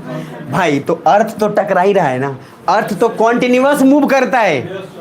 अर्थ तो हम चाहे या ना चाहे 24 घंटा मूव कर रहा है। तो सर अर्थक्वेक तो आएगा ही आएगा, क्योंकि अर्थक्वेक का मीनिंग क्या है, अर्थक्वेक मतलब वाइब्रेशन, मूवमेंट। अर्थ के मूवमेंट के कारण जो आ रहा है उसको क्या बोल रहे हैं, अर्थक्वेक। तो सर ये टकरा तो रहा है ना, तो प्लेट का मूवमेंट तो चल ही रहा है, तो भूकंप तो आएगा। लेकिन ज्वालामुखी आने के लिए कंडीशन क्या है कि एक दूसरा प्लेट अंदर गया होगा और जाने के बाद प्रेशर रिलीज करेगा, तब नीचे से मैग्मा दम तेजी में निकलेगा और हैप्पी बर्थडे टू ज्वालामुखी। सुन पा रहे हैं। लेकिन जब ये अंदर तक गया ही नहीं तो नीचे प्रेशर रिलीज काहे का, और जब प्रेशर रिलीज नहीं हुआ तो ऊपर आएगा काहे के लिए। सुन पा रहे हो। मतलब कुछ ऐसी बात है कि सर नीचे पूरा लोहा, मतलब लोहा नहीं, वैसे कोयला एकदम आग लगा लाल, और आपने क्या किया, ऊपर से सर आपने जबरदस्ती पहली बात ईंटा फेंक दिया, उससे क्या होना है भाई, कुछ नहीं होना उससे। लेकिन अगर पानी का एक बूंद भी गया है तो सर तहलका मचाएगा। सुन पा रहे मेरी बात? तो सर कॉन्टिनेंटल और कॉन्टिनेंटल प्लेट जहां होगा वहां पे वोल्केनो आएगा कि नहीं आएगा, पहले ये बताओ। अरे बोल लो, आएगा नहीं आएगा? ज्वालामुखी नहीं आएगा, क्योंकि ज्वालामुखी आने के लिए नीचे जाना चाहिए, एस्थेनोस्फीयर तक जा ही नहीं रहा था ज्वालामुखी। लेकिन भूकंप आएगा, आएगा। तो भूकंप आया क्योंकि भूकंप प्लेट के मूवमेंट से हो रहा है, इधर इधर। अब सर एक क्वेश्चन सुनो ध्यान से। इंडिया में आपको मैंने बोला था ध्यान से, हिमालय तो जानते हो थोड़ा बहुत, बाकी इंडियन ज्योग्राफी में बताऊंगा। देखो इधर, अब ये रहा इंडिया, देख लो ध्यान से, दिख रहा है ना? और ये पूरा एशिया रहा, ठीक है? तो इंडिया भी रहा कॉन्टिनेंटल प्लेट सी, और एशिया में क्या हुआ, क्या हुआ, कॉन्टिनेंटल। तो एशिया भी कॉन्टिनेंटल और इंडिया भी कॉन्टिनेंटल। तो मुझे एक बात बताओ, हिमालय अगर बीच में है, हिमालय बीच में है, तो क्या हिमालय में भूकंप आएगा कि नहीं आएगा, पहले ये बताओ। भूकंप आएगा? ज्वालामुखी, ज्वालामुखी आएगा? तो सर इसी वजह से हिमालय के क्षेत्र में भूकंप तो आता है, लेकिन वहां कभी ज्वालामुखी नहीं आता। तो पहाड़ी एरिया में जो लोग, कुछ लोग कहेंगे पहाड़ी एरिया में तो आई यहाँ खूब ज्वालामुखी, तो सर हिमालय में नहीं आएगा। क्यों? क्योंकि दोनों प्लेट क्या है, कॉन्टिनेंटल। और जब कॉन्टिनेंटल प्लेट है तो वोल्केनो वहां से नहीं आएगा, तो वहां बिल्कुल सेफ है ज्वालामुखी से। लेकिन भूकंप आएगा क्योंकि प्लेट का टेक्टोनिक्स, प्लेट के मूवमेंट के कारण ही भूकंप आता है। सुन पा रहे हो? तो सर आज आपको पता चला, मुझे वापस बोल रहा हूं, अलग अलग माउंटेन का टाइप। मान लो मैंने बोला फोल्ड माउंटेन, क्या बोला? तो फोल्ड माउंटेन में भूकंप आएगा कि नहीं आएगा? अरे भूकंप तो ऐसे करेगा, भूकंप हर जगह आएगा। बस इतना दिमाग में रखो कि भूकंप हर जगह, अर्थक्वेक हर जगह आएगा, क्योंकि वो प्लेट के मूवमेंट से चल रहा है। कहीं ज्यादा कहीं कम, उससे हमें असर नहीं है, बट प्लेट के मूवमेंट से, धरती के कंपन से होता है, वो हर जगह आएगा। बस आपको दिमाग में रखना है ज्वालामुखी का कंडीशन। तो अगर फोल्ड माउंटेन है तो ज्वालामुखी तो आएगा, है ना? और ज्वालामुखी आने के कारण ही तो फोल्ड माउंटेन बन रहा है। और प्लेट कौन सा था बताओ जरा? ओशनिक और कॉन्टिनेंटल। कन्वर्जेंस की डाइवर्जेंस? कन्वर्जेंस। अब सर जहां जहां आप माउंटेन देखोगे ना, अब आप घूमने भी जाओगे और जहां भी माउंटेन देखोगे, आप राजगीर भी चल जाओ और वहां पे भी फोल्ड माउंटेन अगर दिखेगा, तो दो चीज आप समझ जाओगे। फोल्ड माउंटेन का मीनिंग एक ही है सर। सबसे फर्स्ट कि सर कन्वर्जेंस के कारण हुआ है, और एक प्लेट क्या होगा, कॉन्टिनेंटल, दूसरा प्लेट क्या होगा, ओशनिक। अब इस दुनिया में जहां जहां भी फोल्ड माउंटेन है, जहां जहां भी, तो हर जगह जितना मैप में आपको मैंने लिखवाया था, एग्जाम्पल ऑफ क्या, एग्जाम्पल ऑफ लिखाया था फोल्ड माउंटेन। फिर मैंने कुछ जगह ब्लॉक माउंटेन भी लिखवाया था, तो ब्लॉक माउंटेन आगे आएगा। लेकिन देखो अब आप मुझे एहसास करके समझो। और यहाँ देखो, ये रहा आइसलैंड, क्या रहा? तो कैसे कैसे बना होगा प्लेट, क्या होगा, ओशनिक और ओशनिक। अब ये रहा ऑस्ट्रेलिया, ओशनिक ओशनिक, अरे है ना? Indonesia, Japan. अब सर जितना सारा है, महसूस करके देखो, अगर यहाँ पे माउंटेन है, ये वाला, यहाँ पे एंडीज था, तो कौन सा प्लेट, ओशनिक और कॉन्टिनेंटल। अब उसके अलावा सर जितना भी आप सोचोगे, जहाँ जहाँ भी, जैसे जैसे कन्वर्जेंस सोचते जाना और प्लेट सोचते जाना, दो ही फैक्टर है, तो पूरा आंसर आपको मिलेगा कि आखिर यही है तो यही क्यों हुआ। अगर यहीं पे बन रहा है तो यहाँ भूकंप क्यों नहीं आ रहा। मैंने बोला था कि अभी पढ़ा लेने दो थोड़ा, अभी तो कंप्लीट होते होते तक आपको मैप का ये रीजन समझ में आ जाएगा कि ये यहीं पे क्यों किया गया है। सुन पा रहे हैं? तो थोड़ा फर्स्ट चीज आप ध्यान दीजिए और समझिए। मैंने जो अभी तक पढ़ा है एक बार फिर से सम अप कर रहा हूँ, क्योंकि ये इंपॉर्टेंट पार्ट है। पहला मैंने प्लेट टेक्टोनिक्स बोला था, रिपीट कर लो। प्लेट कितने? दो, ओशनिक, कॉन्टिनेंट। मैंने कन्वर्जेंस, डाइवर्जेंस है, दो फैक्टर साथ साथ चलना है। तो सर ये तीन कंडीशन बताया था, जब ओशनिक और कॉन्टिनेंट हो और क्या हो रहा हो, कन्वर्जेंस, तो क्या बनेगा, फोल्ड माउंटेन। देखो महसूस करने का एक ही तरीका है, ओशन का अंदर जाना, बनना, ऊपर आना। और कॉन्टिनेंट है तो ओशन किनारे पे ही अवसाद जमा किया हुआ है, तो उस अवसाद को क्या करेगा, उठा देगा पूरा, और उसी उठाने से क्या बना, फोल्ड माउंटेन। तो एक बात बताओ, क्वेश्चन अगर ये पूछा हुआ था यूपीएससी का कि fold mountain is created due to, fold mountain बना है ड्यू टू, पहला ऑप्शन सेडिमेंट्स, दूसरा ऑप्शन ब्लॉक माउंटेन, तीसरा ऑप्शन फिर अलग सेडिमेंट से। तो फोल्ड माउंटेन क्या बना है, सेडिमेंट से। अब मैंने बोला Himalaya is an example of fold mountain. मान लो मैंने बोला हिमालय क्या है, फोल्ड माउंटेन, तो Himalaya is an example of fold mountain बोला, तो पहले आप अंडरस्टूड हो गए कि सर एक प्लेट ओशनिक रहा होगा, दूसरा प्लेट क्या, कॉन्टिनेंटल, है ना? लेकिन क्वेश्चन ये उठता है कि भाई अगर फोल्ड माउंटेन हिमालय भी है, एंडीज भी फोल्ड माउंटेन है, तो हिमालय इतना बड़ा क्यों हो गया पूरे वर्ल्ड में, एंडीज क्यों बड़ा नहीं हो पाया? क्योंकि दोनों तो सेमी कंडीशन बना है। सुन पा रहे हो मेरी बात? तो इसका जवाब इंडियन ज्योग्राफी में मिलेगा यहाँ नहीं। लेकिन फिर अभी के लिए बता देता हूँ थोड़ा सा हिंट, काहे कि सर क्या होता है अंदर से आते रहता है। तो पहले मेरी बात समझ में आ रही है आपको? तो पहला बात इधर देखो, इंडिया चूंकि आज जिस जगह पे उस जगह पे नहीं था, मैंने बताया था मेडागास्कर के साथ तो रिलेटेड था। अब सर दो बातें वहां पे हुई, समझिएगा। एक तरफ इंडिया का प्लेट है, तो इंडिया का प्लेट कॉन्टिनेंटल का ओशनिक? कॉन्टिनेंटल, बहुत बढ़िया। अब जहां पे मेडागास्कर के साथ है, इसको समझने के लिए वहां पे ओशनिक एक प्लेट मिल गया उसको। अब देखना, तो मान लो अभी बस थोड़ा सा बता रहा हूं, बाकी डिटेल इंडियन ज्योग्राफी में आएगा। ये इंडिया रहा, इंडिया के साथ टाई अप है मेडागास्कर के साथ, तो एक प्लेट रहा ओशनिक, दूसरा प्लेट क्या रहा? कॉन्टिनेंटल। तो यहाँ पे माउंटेन थोड़ा बना, अरे है ना, और इंडिया उधर की तरफ जा रहा है, मूवमेंट उसका पूरा उधर हो रहा है। तो एक प्लेट कॉन्टिनेंटल, दूसरा प्लेट क्या? ओशनिक। मतलब फिर तो वही बात हुआ, मतलब एक प्लेट इधर ओशनिक, इधर क्या? कॉन्टिनेंटल। फिर कॉन्टिनेंटल अब इधर जा रहा है, उसके तरफ क्या है? ओशनिक। तो एक कन्वर्जेंस यहाँ हुआ और फिर दूसरा कन्वर्जेंस कहाँ हुआ? यहाँ पे दो कन्वर्जेंस हो रहा है क्या? अरे एक ही कन्वर्जेंस हो रहा है ना। तो सर मतलब कुछ ऐसा बात है, ऐसा क्या है महसूस करो, सिंपल ऐसे, एक प्लेट इधर गया, थोड़ा सा उठा दिया, फिर दूसरा तब तक आया, पूरा उठा दिया। सुन पा रहे मेरी बात? तो हिमालय का इसलिए ज्यादा हाइट बढ़ गया क्योंकि वहां डबल कन्वर्जेंस हुआ है। सुन पा रहे हो? लेकिन और सारे माउंटेन क्या हुआ है? सिंगल कन्वर्जेंस हुआ है। मतलब आप सीधी सी बात है ना कि सर आप ऐसे थे, दो आदमी आके उठा के यहाँ रख दिया, फिर दो आदमी यहाँ उठा के फेंक दिया, तो ज्यादा ऊपर कौन जाएगा? दो बार लास्ट में जो दोबारा आए। तो इसी वजह से हिमालय का हाइट ज्यादा इसलिए है क्योंकि वहां डबल कन्वर्जेंस हुआ है, सिंगल कन्वर्जेंस नहीं। सुन पा रहे हो? अभी के लिए इतना दिमाग में रखना। तो सर हिमालय में मुझे बात बताओ, वोल्केनो आएगा कि नहीं आएगा? वोल्केनो आएगा? नहीं आएगा। अर्थक्वेक आएगा? पक्का? अब सर अगर आइलैंड बन रहा है तो कौन सा प्लेट होगा? ओशनिक और ओशनिक। और उसके बाद अगर सर फोल्ड माउंटेन बनेगा तो कौन सा प्लेट? ओशनिक और कॉन्टिनेंटल। सर ये सारा का सारा कन्वर्जेंस चल रहा है कि डाइवर्जेंस? कन्वर्जेंस। अब ये पूरा तीनों कंडीशन है और इस तीनों कंडीशन को डाइवर्जेंस से रिलेट करते हैं। सुन पा रहे हो मेरी बात? भाई एक तो कन्वर्जेंस फैक्टर हो ही गया ना अपना। अब मान लो ओशनिक है और कॉन्टिनेंटल, प्लेट हो ही है दोनों, और हो रहा है क्या? डाइवर्जेंस। मतलब सर दूर जा रहा है, तो दूर जा रहा है तो क्या होगा सर? समुद्र और बढ़ रहा है, वही अफ्रीका और साउथ अमेरिका वाला अटलांटिक ओशन बन गया है ना। तो अब क्या बनेगा? Atlantic ocean. अब सर अटलांटिक ओशन बन रहा है तो यहाँ पे दो ही चीज हो रहा है, इसी को तो अभी बोल रहे थे क्या? Sea floor spreading. अरे क्या बोल रहे थे? Sea floor spreading. मतलब पहले सी था और सी के बाद क्या हुआ सर? उसका फ्लोर और क्या हुआ? बढ़ता चला गया, और बढ़ने के कारण सर वो और क्या बन गया? ओशन। क्या बन गया? ओशन। अब दिमाग में रख लो, आगे आ जाओ। अब उसके बाद नेक्स्ट, अब सी फ्लोर स्प्रेडिंग एक कन्वर्जेंस के कारण हुआ कि डाइवर्जेंस के कारण? अरे बोल लो, डाइवर्जेंस की कन्वर्जेंस? डाइवर्जेंस, क्योंकि दूर गए तभी ना हुआ सर, पास है तो नहीं हो पाता।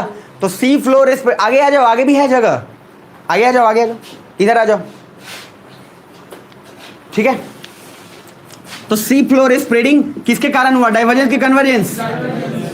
तो दो बात दिमाग में रखिएगा, क्वेश्चन नहीं पूछा था कि sea floor spreading is related with convergence और डाइवर्जेंस, ठीक है। किसके कारण? अब पेज नंबर 62 ओपन करो, 62 62, रुक जा पेज नंबर 62 देखो।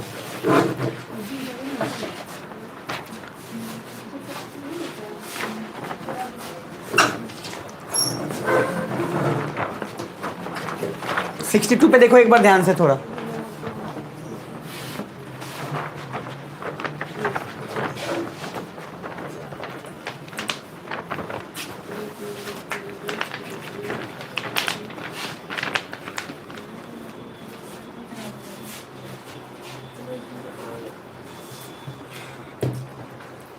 देखिए पेज देखिए क्या 62 वाला, पक्का कुछ बुझा रहा है?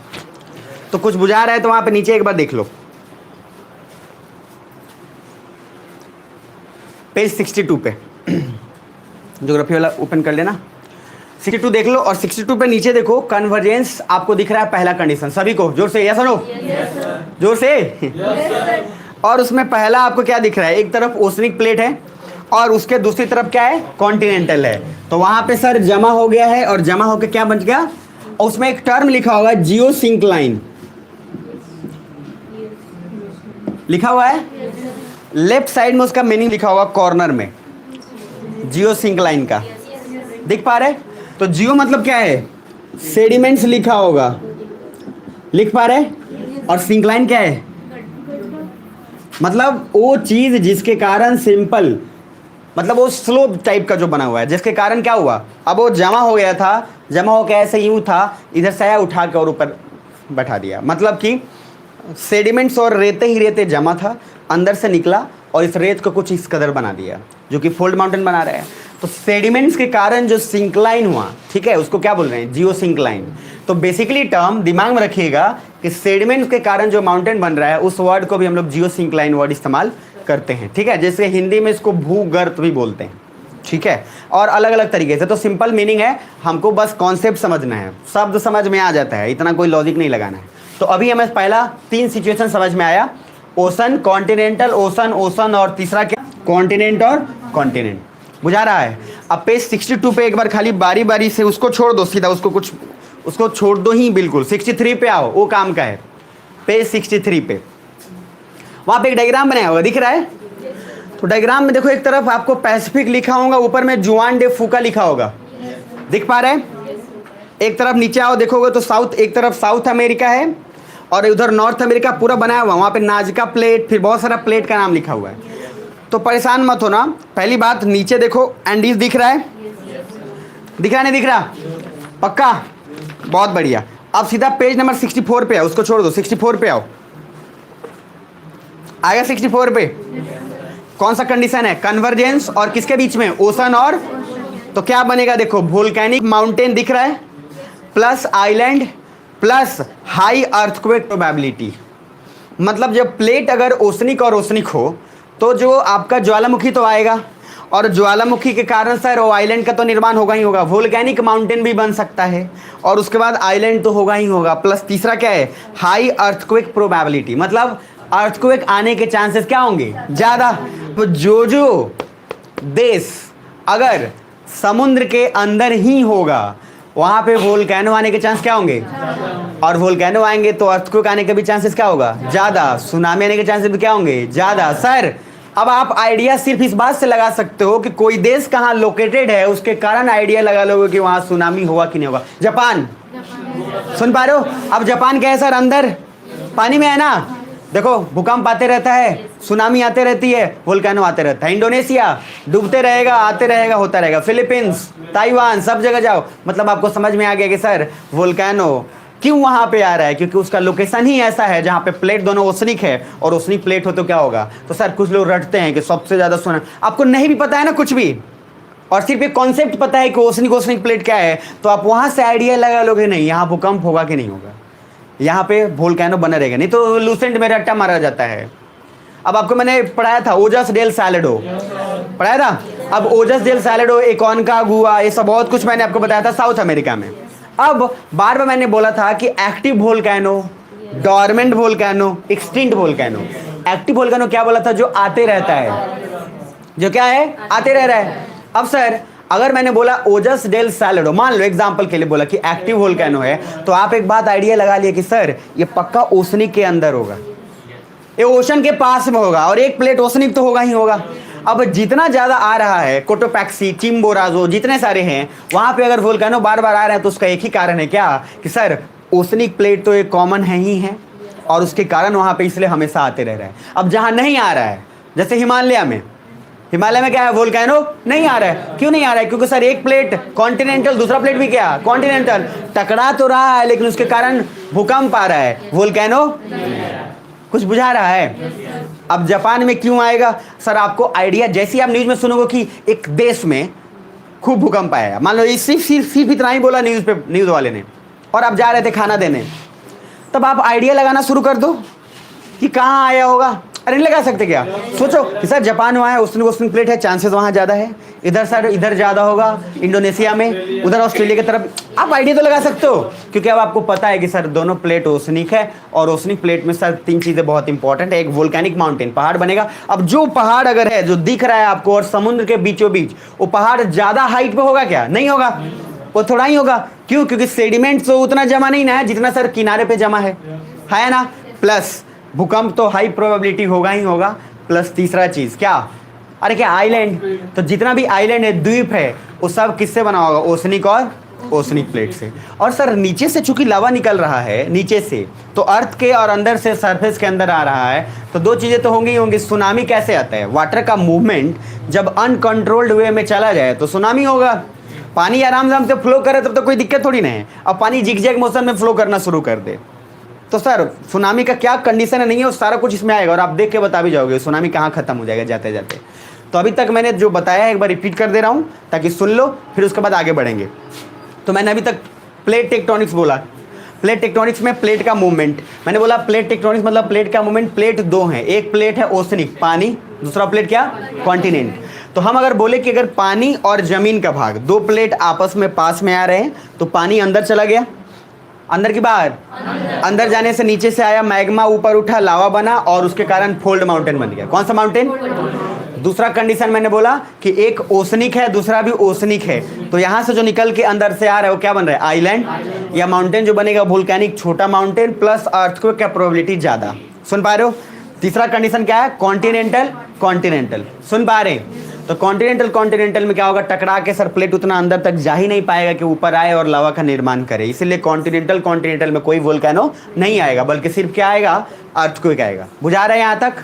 अब डाइवर्जेंस का सिचुएशन तो अलग जाएगा, इसमें कोई तकलीफ नहीं है। अब कुछ बातें दिमाग में रख लो, जैसे कुछ शब्द हैं, जैसे देखो मान लो ओशनिक है, ये भी ये प्लेट ओशनिक है और ये भी प्लेट मान लो ओशनिक है, तो सर ये प्लेट अगर इसके अंदर जा रहा है, ठीक है, तो 2 बातें होंगी। कुछ ऐसे पॉइंट होंगे जो बहुत गहरा पॉइंट होगा, डीपेस्ट पॉइंट।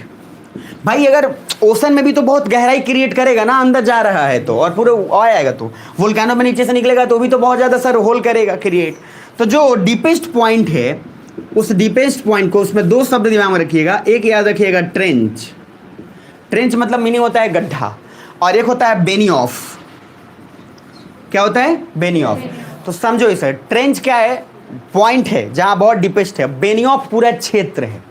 जैसे मान लो ऐसे महसूस करो, दरार आया, इधर इधर महसूस करना, भूकंप खूब आया, और भूकंप के कारण, अभी समझो भूकंप के कारण, वोल्केनो के कारण नहीं, भूकंप के कारण दरार पड़ता गया अर्थ में।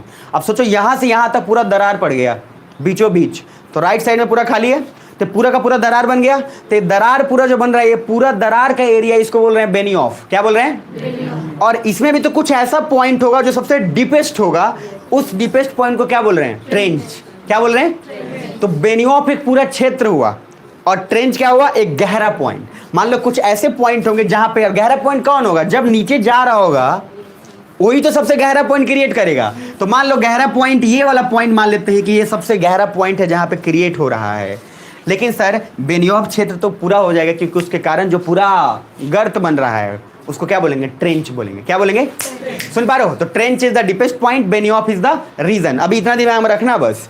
तो ट्रेंच गड्ढा, आप सोच के आप मुझे बताओ, कॉन्टिनेंटल और कॉन्टिनेंटल प्लेट है, तो गड्ढा क्रिएट कॉन्टिनेंटल में ज्यादा होगा कि ओशनिक और कॉन्टिनेंटल प्लेट में होगा? ओशनिक और कॉन्टिनेंटल में है ना, उसमें क्या आएगा भाई? गड्ढा क्रिएट होगा। सुन पा रहे हो? अब सर कुछ ना कुछ करते हुए, कुछ मजा लेते हुए सीधा आना एक जगह, कहीं और नहीं। पेज नंबर 65 पे आ जाओ। आ गए? 65 मिल रहा नहीं मिल रहा है?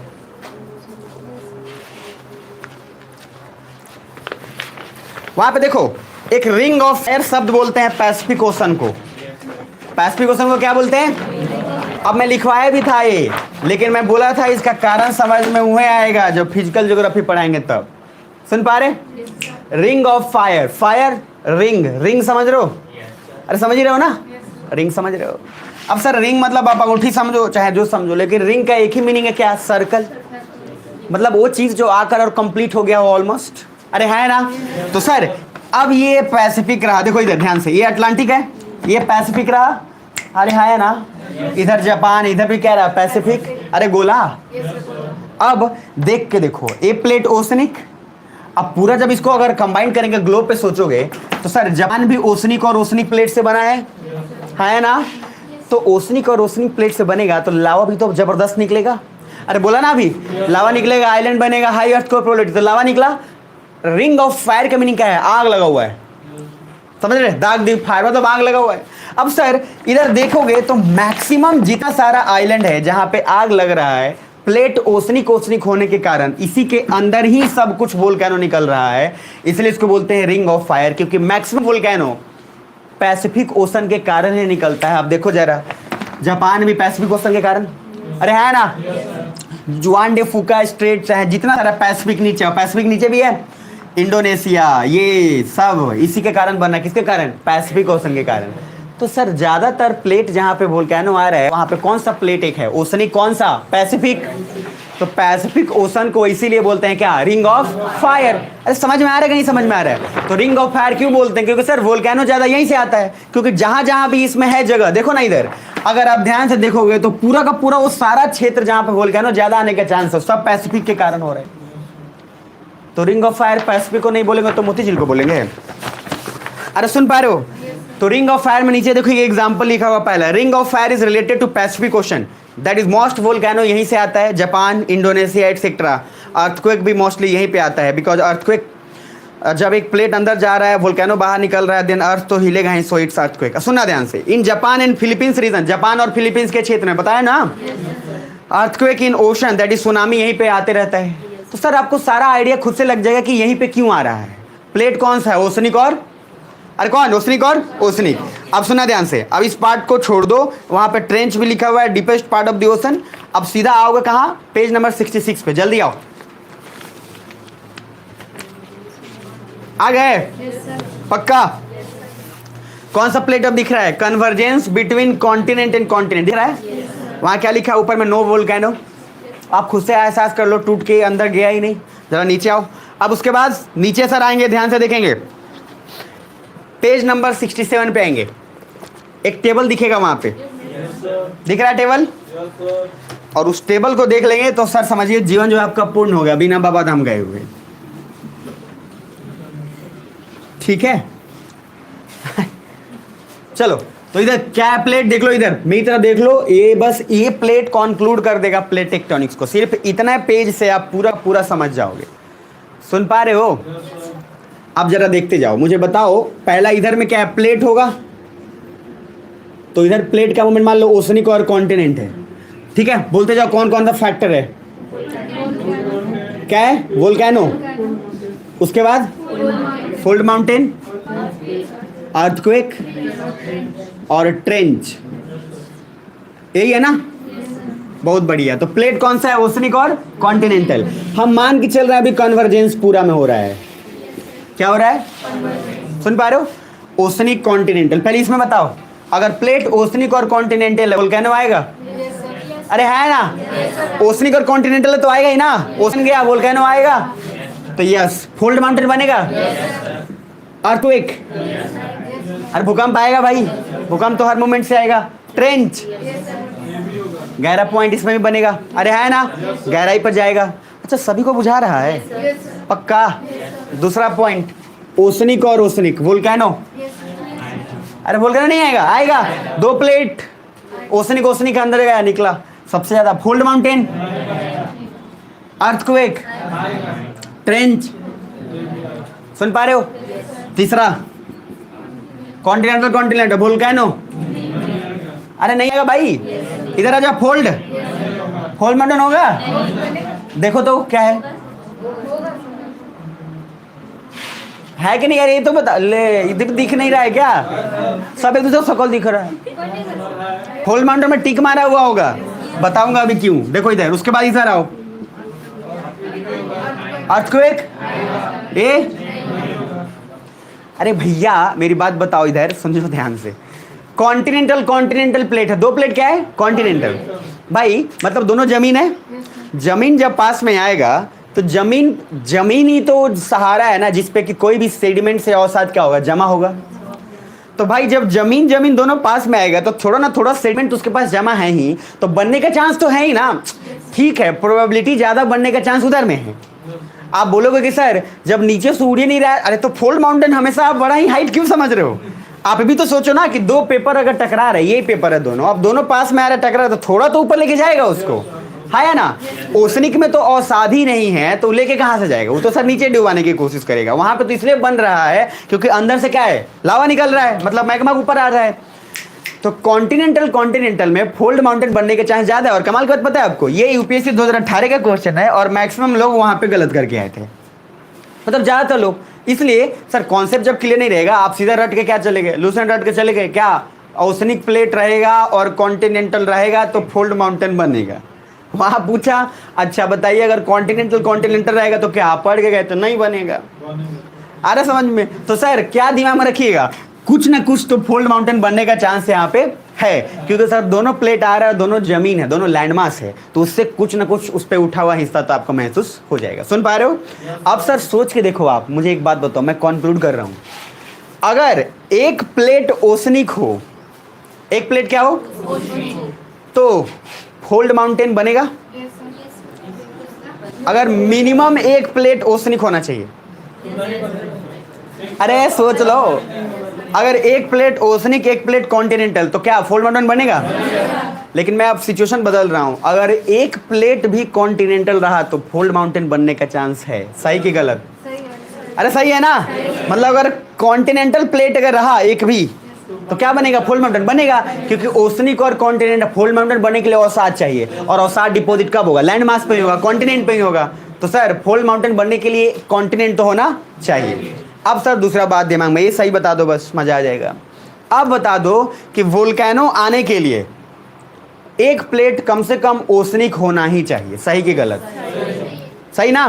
क्यों सर, ज्वालामुखी आने के लिए जब तक ओसनिक होगा नहीं तब तक पानी अंदर जाएगा नहीं, और जब तक अंदर जाएगा नहीं तब तक ऊपर आएगा। तो वोल्केनो आने के लिए कम से कम एक प्लेट तो ओसनिक होना है ना। कुछ बुझा रहा है? ये सारा कुछ स्टेटमेंट के फॉर्म में ऑलरेडी यूपीएससी में पूछा हुआ है। 2 स्टेटमेंट 3 स्टेटमेंट दे के नीचे नहीं लिखा रहता है, 1 is correct and the second 1 is the explanation of the 1। समझ में आ रहा है? पहला स्टेटमेंट सही है और दूसरा उसको परिभाषित करता है, फिर दूसरा second statement is wrong, first is the explanation of second. तो ये जो है इस टाइप का क्वेश्चन, इस क्वेश्चन में सिर्फ एक क्वेश्चन नहीं पूछा हुआ है, ये 4-5 लपेट लिया है भाई कहने के लिए। आपको कन्वर्जेंस भी पता होना चाहिए, डाइवर्जेंस, आपको सारा कॉन्सेप्ट क्लियर होना चाहिए, तभी आप जवाब दे पाओगे, नहीं तो बाद में ही कहोगे। बात खत्म है। सुन पा रहे? पक्का? तो 66 में जो आपको दिख रहा है जो टेबल, अगर सिर्फ 66 टेबल पे देख लोगे तो आपका बहुत सारा काम आसान हो जाएगा। सुन पा रहे हो?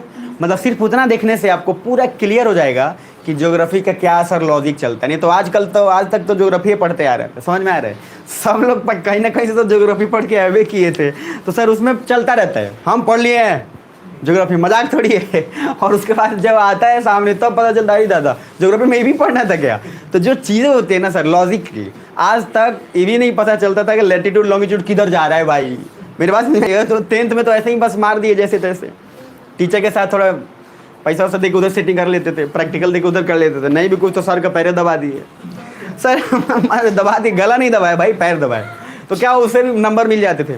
सीबीएसई स्कूल में एक वर्ड होता है चेरी मारना, हम लोग बोलते थे उसको, मक्खन लगाना भी बोलते हैं, बटरिंग, तो जैसे चेरी मारना हम लोग चेरी बोलते थे। जैसे कोई टीचर के पास स्टूडेंट जाता था सभी से बोलता था और चेरी, अच्छा उसको तो बोलता था, जैसे पास में गया तो डायरेक्ट तो बोलेगा नहीं, अजय को बोलता था यार आज मेरा जूते का चेरी कम है। अब उस समझ जाता था, उधर से गाली देगा उसको, और टीचर उसको क्या बोलते थे, सुनो बस नंबर, अच्छा मिल भी जाता था, मतलब टीचर हो नंबर दे भी देता। टीचर क्या करेगा, हाथ में था, स्कूलिंग लेवल पे था। लेकिन बिहार बोर्ड वो सब नहीं चलता है। बिहार बोर्ड सीधा बात है, पैसा दो निकला यहाँ से, पैसा दिए हैं तो प्रैक्टिकल है नंबर आपको चढ़ जाएगा, नहीं दिए नहीं चढ़ेगा, बात खत्म। चाहे आप कितना भी पॉलिश लगा लीजिए, कुछ कर लीजिए, यहाँ पैसा पे चलता है। सीबीएसई में पॉलिश पे चल जाता है, इसलिए सीबीएसई वाले थोड़े होते हैं, समझ रहे हैं। आइएगा जरा नीचे, पेज 68 पे आ गए। तो 68 पे बेनियोफ और वहाँ पे ट्रेंच समझाया हुआ है। अब 2 शब्द और 2 बातों का थोड़ा ध्यान में रखना है ताकि सर ये क्वेश्चन आपका काम हो जाए। अब मुझे एक बात बताना, और जो बता देगा सही, मेरे जीवन का जो है धन धन हो जाएगा। इधर मेरी तरफ देख लो, सब लोग देख लो मेरी तरफ प्लीज, देख लो। यहां से कम हो गया तो अपना क्वेश्चन बन गया। मैंने बोला था कन्वर्जेंस, क्या बोला था? कन्वर्जेंस मतलब पास आने का, डाइवर्जेंस मतलब दूर जाने का। तो D for divergence, D for दूर, ठीक। अब कन्वर्जेंस अगर पास में आ रहा है तो कोई चीज पास में जब आएगा तब टूटेगा कि दूर जाने पे टूटेगा? पास में आने पे। मतलब दो, अब इसको महसूस करने के लिए क्या करोगे? एक प्लेट समझो कॉन्टिनेंटल, दूसरा भी क्या कॉन्टिनेंटल। तो दो कॉन्टिनेंट और कॉन्टिनेंट पास में आ रहे हैं तो झटका लगेगा तो टूटेगा ना। तो यहाँ बर्बाद हो रहा है कि आबाद हो रहा है? बर्बाद हो रहा है। अरे हाँ है ना। और ये किसके कारण है? कन्वर्जेंस के कारण कि डाइवर्जेंस के कारण? इसीलिए जब भी हम कन्वर्जेंस की बात करेंगे तो इसको बोलते हैं डिस्ट्रक्टिव मार्जिन। कन्वर्जेंस जब बोलें तो ये क्या होगा? डिस्ट्रक्टिव होगा, क्योंकि बर्बाद हो रहा है ना। अरे क्या हो रहा है? बर्बाद। लेकिन जब डाइवर्जेंस होगा, सुनो इधर देख लो पहले, दूर जा रहा है तो क्या है? जब टकरा ही नहीं रहा है तो बर्बाद कहाँ हो रहा है? दूर जा रहा है तो सर ओशन और बन रहा है, बड़ा हो समुद्र ओशन, तो यहाँ फॉर्मेशन हो रहा है। तो क्वेश्चन दिमाग में क्या पूछा था? Convergence is called the destructive margin और divergence is called the destructive margin.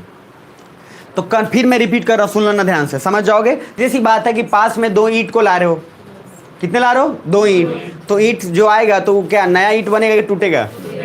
टूटेगा। तो बर्बाद हुआ ना। अरे बर्बाद हुआ कि नहीं हुआ? तो कंस्ट्रक्टिव के कारण क्या हुआ? बर्बाद। तो कंस्ट्रक्टिव को बोलते हैं डिस्ट्रक्टिव मार्जिन। क्या बोलेंगे? कि बर्बाद करने वाला है। मतलब कन्वर्जेंस के कारण क्या हो रहा है?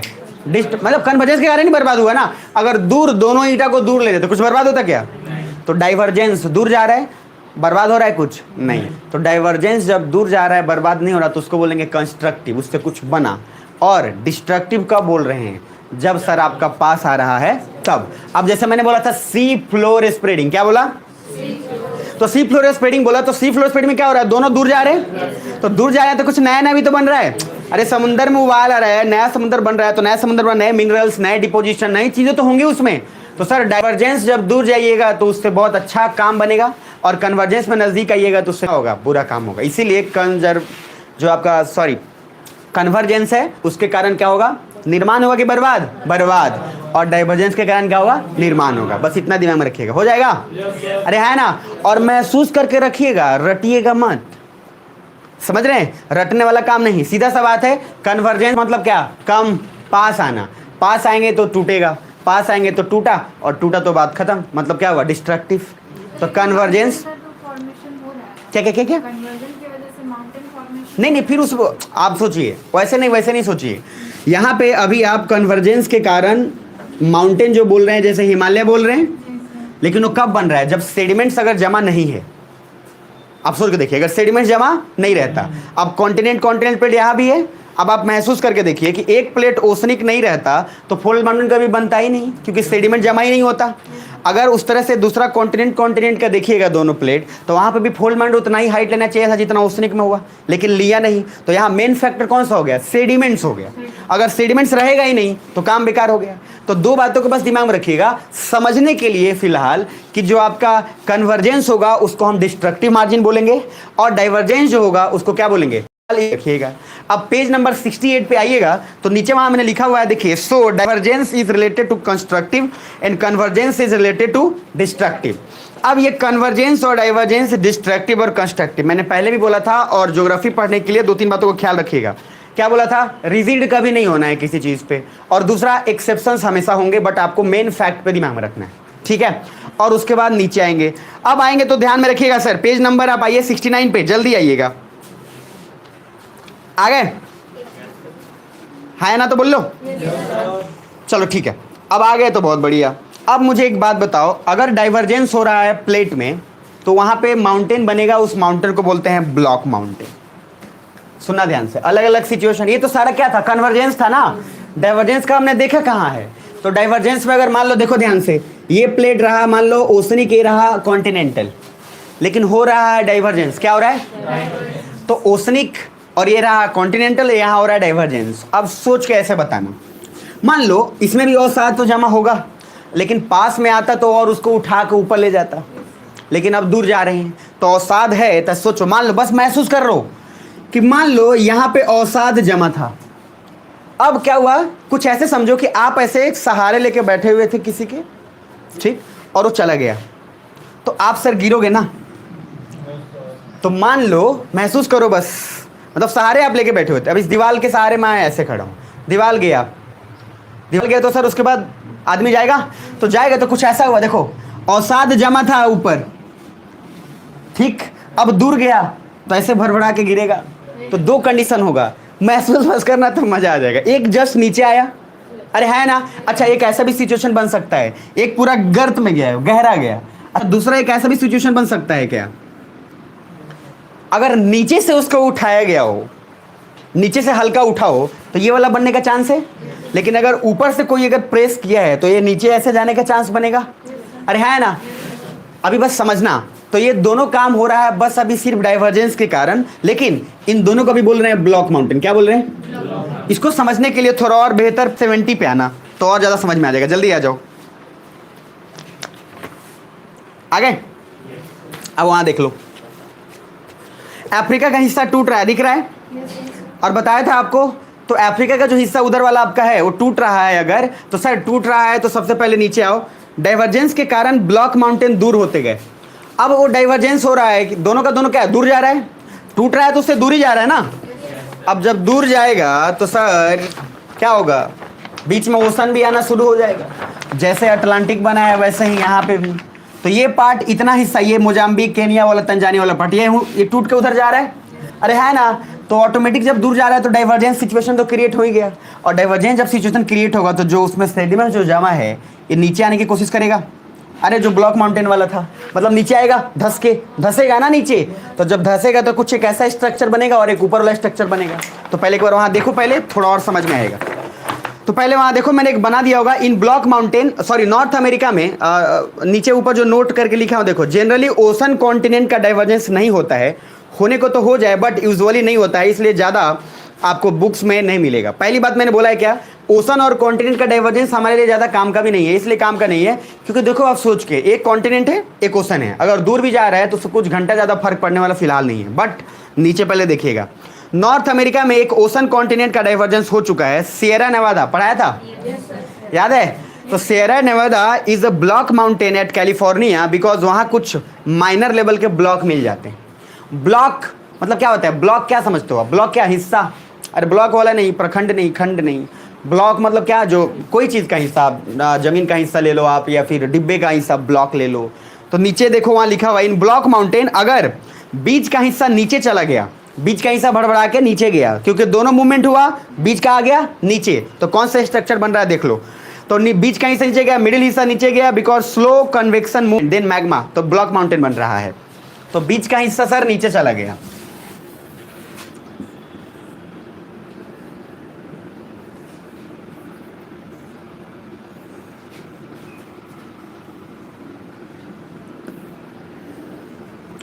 देखो भैया, ऐसे मैं हल्का सा समझ लो बस, थोड़ा सा डायग्राम बहुत बढ़िया बन गया है। मतलब एक समझाने का है, देखो ये हिस्सा तो पहले से था ही, इस पे भी ये जमा ही था सब।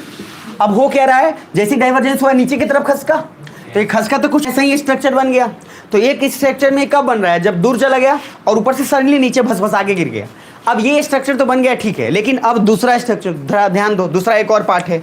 अगर magma convection movement fast, then lava बीच वाले हिस्से को ऊपर लेकर चला गया, देन तभी से क्या एक नीचे। अब नीचे वाला हिस्सा कैसा बन रहा है, समथिंग कुछ इसका उल्टा।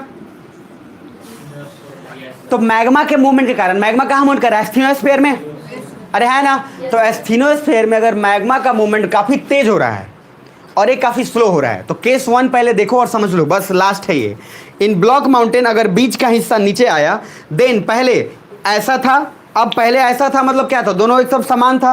अब क्या हुआ, case 1, if due to divergence middle हिस्सा नीचे चला गया, तो मिडिल हिस्सा कहाँ गया, नीचे। अरे सुन पा रहे हो, नीचे गया, देन अब क्या हो गया, स्लो कन्वेक्शन मूवमेंट था, तो धीरे धीरे वो बन के ऐसा स्ट्रक्चर बन गया नीचे। अगर magma convection movement fast, then lava बीच वाले हिस्सों को थोड़ा ऊपर लेकर चला गया, तभी से ब्लॉक माउंटेन क्रिएट हुआ। बट नीचे आओ, डाइवर्जेंस में अगर ब्लॉक माउंटेन बन रहा है तो क्या वोल्केनो नहीं निकलेगा। क्वेश्चन ये पूछा कि सर डाइवर्जेंस में अगर ब्लॉक माउंटेन बन रहा है तो क्या वोल्केनो निकलेगा, नहीं निकलेगा। देखो यहाँ पे वोल्केनो निकलने के चांसेस हैं। कारण ये है कि मान लो अब ऐसे सरफेस था, ये दो प्लेट में एक प्लेट इधर की तरफ जा रहा है, दूसरा प्लेट इधर तरह, जैसे ही गया ये बीच का हिस्सा क्या है, आ गया नीचे। तो नीचे आने से सर ऐसा कुछ बन गया। तो मान लो ये ब्लॉक ऐसा कुछ, तो ये ब्लॉक माउंटेन हो, क्योंकि ये बीच वाला हिस्सा क्या आ गया नीचे। तो ये किसके कारण हो रहा है, ये मूवमेंट किसके कारण हो रहा है, मैग्मा के मूवमेंट के कारण।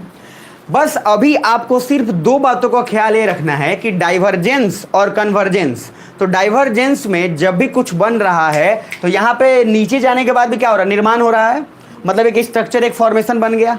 तो बर्बाद कहाँ हो रहा है, कहाँ, कन्वर्जेंस में। जब पास आ रहे हैं तो क्या होगा, बर्बाद, और दूर जा रहे हैं तो क्या, आबाद। अब एक और वहां पे पॉइंट है, उस पॉइंट को जरा नीचे एक और देख लो तब समझ में आ जाएगा। नीचे एक और लास्ट पॉइंट, पहले ने बोला है यस निकलेगा but it will depend upon one time because after 100 millions or more than when due to divergence continent gets more separated then बीच की जगह जो है वो बढ़ जाएगा, then mid ocean ridge and volcano निकलेगी, Atlantic Ocean, Red Sea etcetera सब बना है।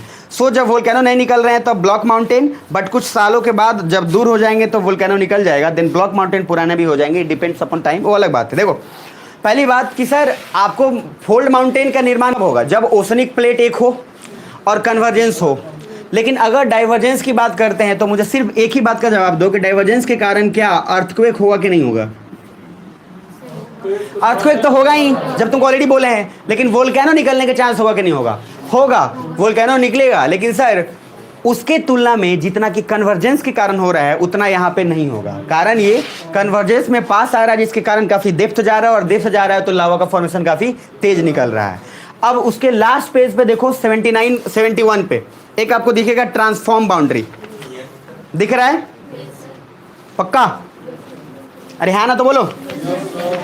अब सर ऐसा मूवमेंट था, सुन के ध्यान से समझना, दो तरीके का मूवमेंट इधर देखो, एक कन्वर्जेंस पढ़े, क्या पढ़े, डाइवर्जेंस। तो देखो जब दोनों दूर जा रहे हैं तो क्या हुआ, क्या हुआ, अब दोनों पास। अब एक मूवमेंट ऐसा भी तो हो सकता है, अरे है ना, तो तीन मूवमेंट हो गए ना सर। तो जब ऐसे ऐसे मूवमेंट हो रहे इसको बोलते हैं ट्रांसफॉर्म बाउंड्री। क्या बोलेंगे, मतलब प्लेट, मतलब ये देखो ये प्लेट रहा ओशनिक, ओशनिक रहा, ये प्लेट कॉन्टिनेंटल। अब समझो बात को, तो ओशनिक प्लेट और कॉन्टिनेंटल प्लेट है तो दोनों पास आ रहे हैं, एक मूवमेंट, दोनों दूर जा रहे हैं एक मूवमेंट। और तीसरा सर दोनों प्लेट कुछ ऐसा है समथिंग और आपस में ये, सुन पा रहे हो।